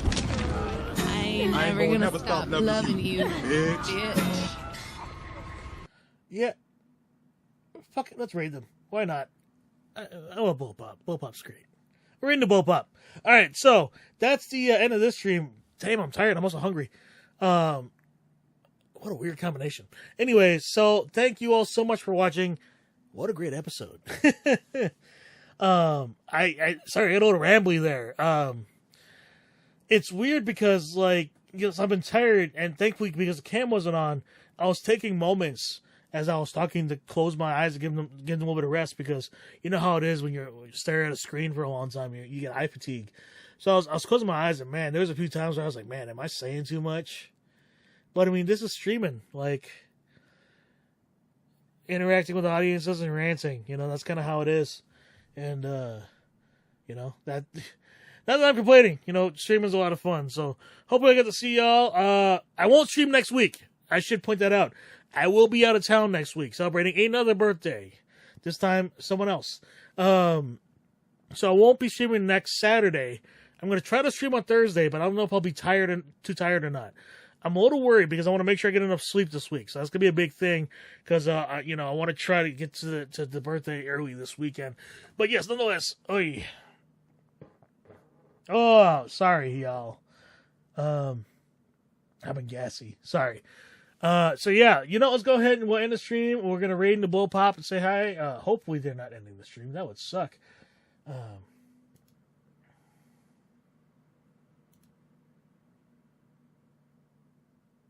Uh-oh. Congratulations on your comeback, on your...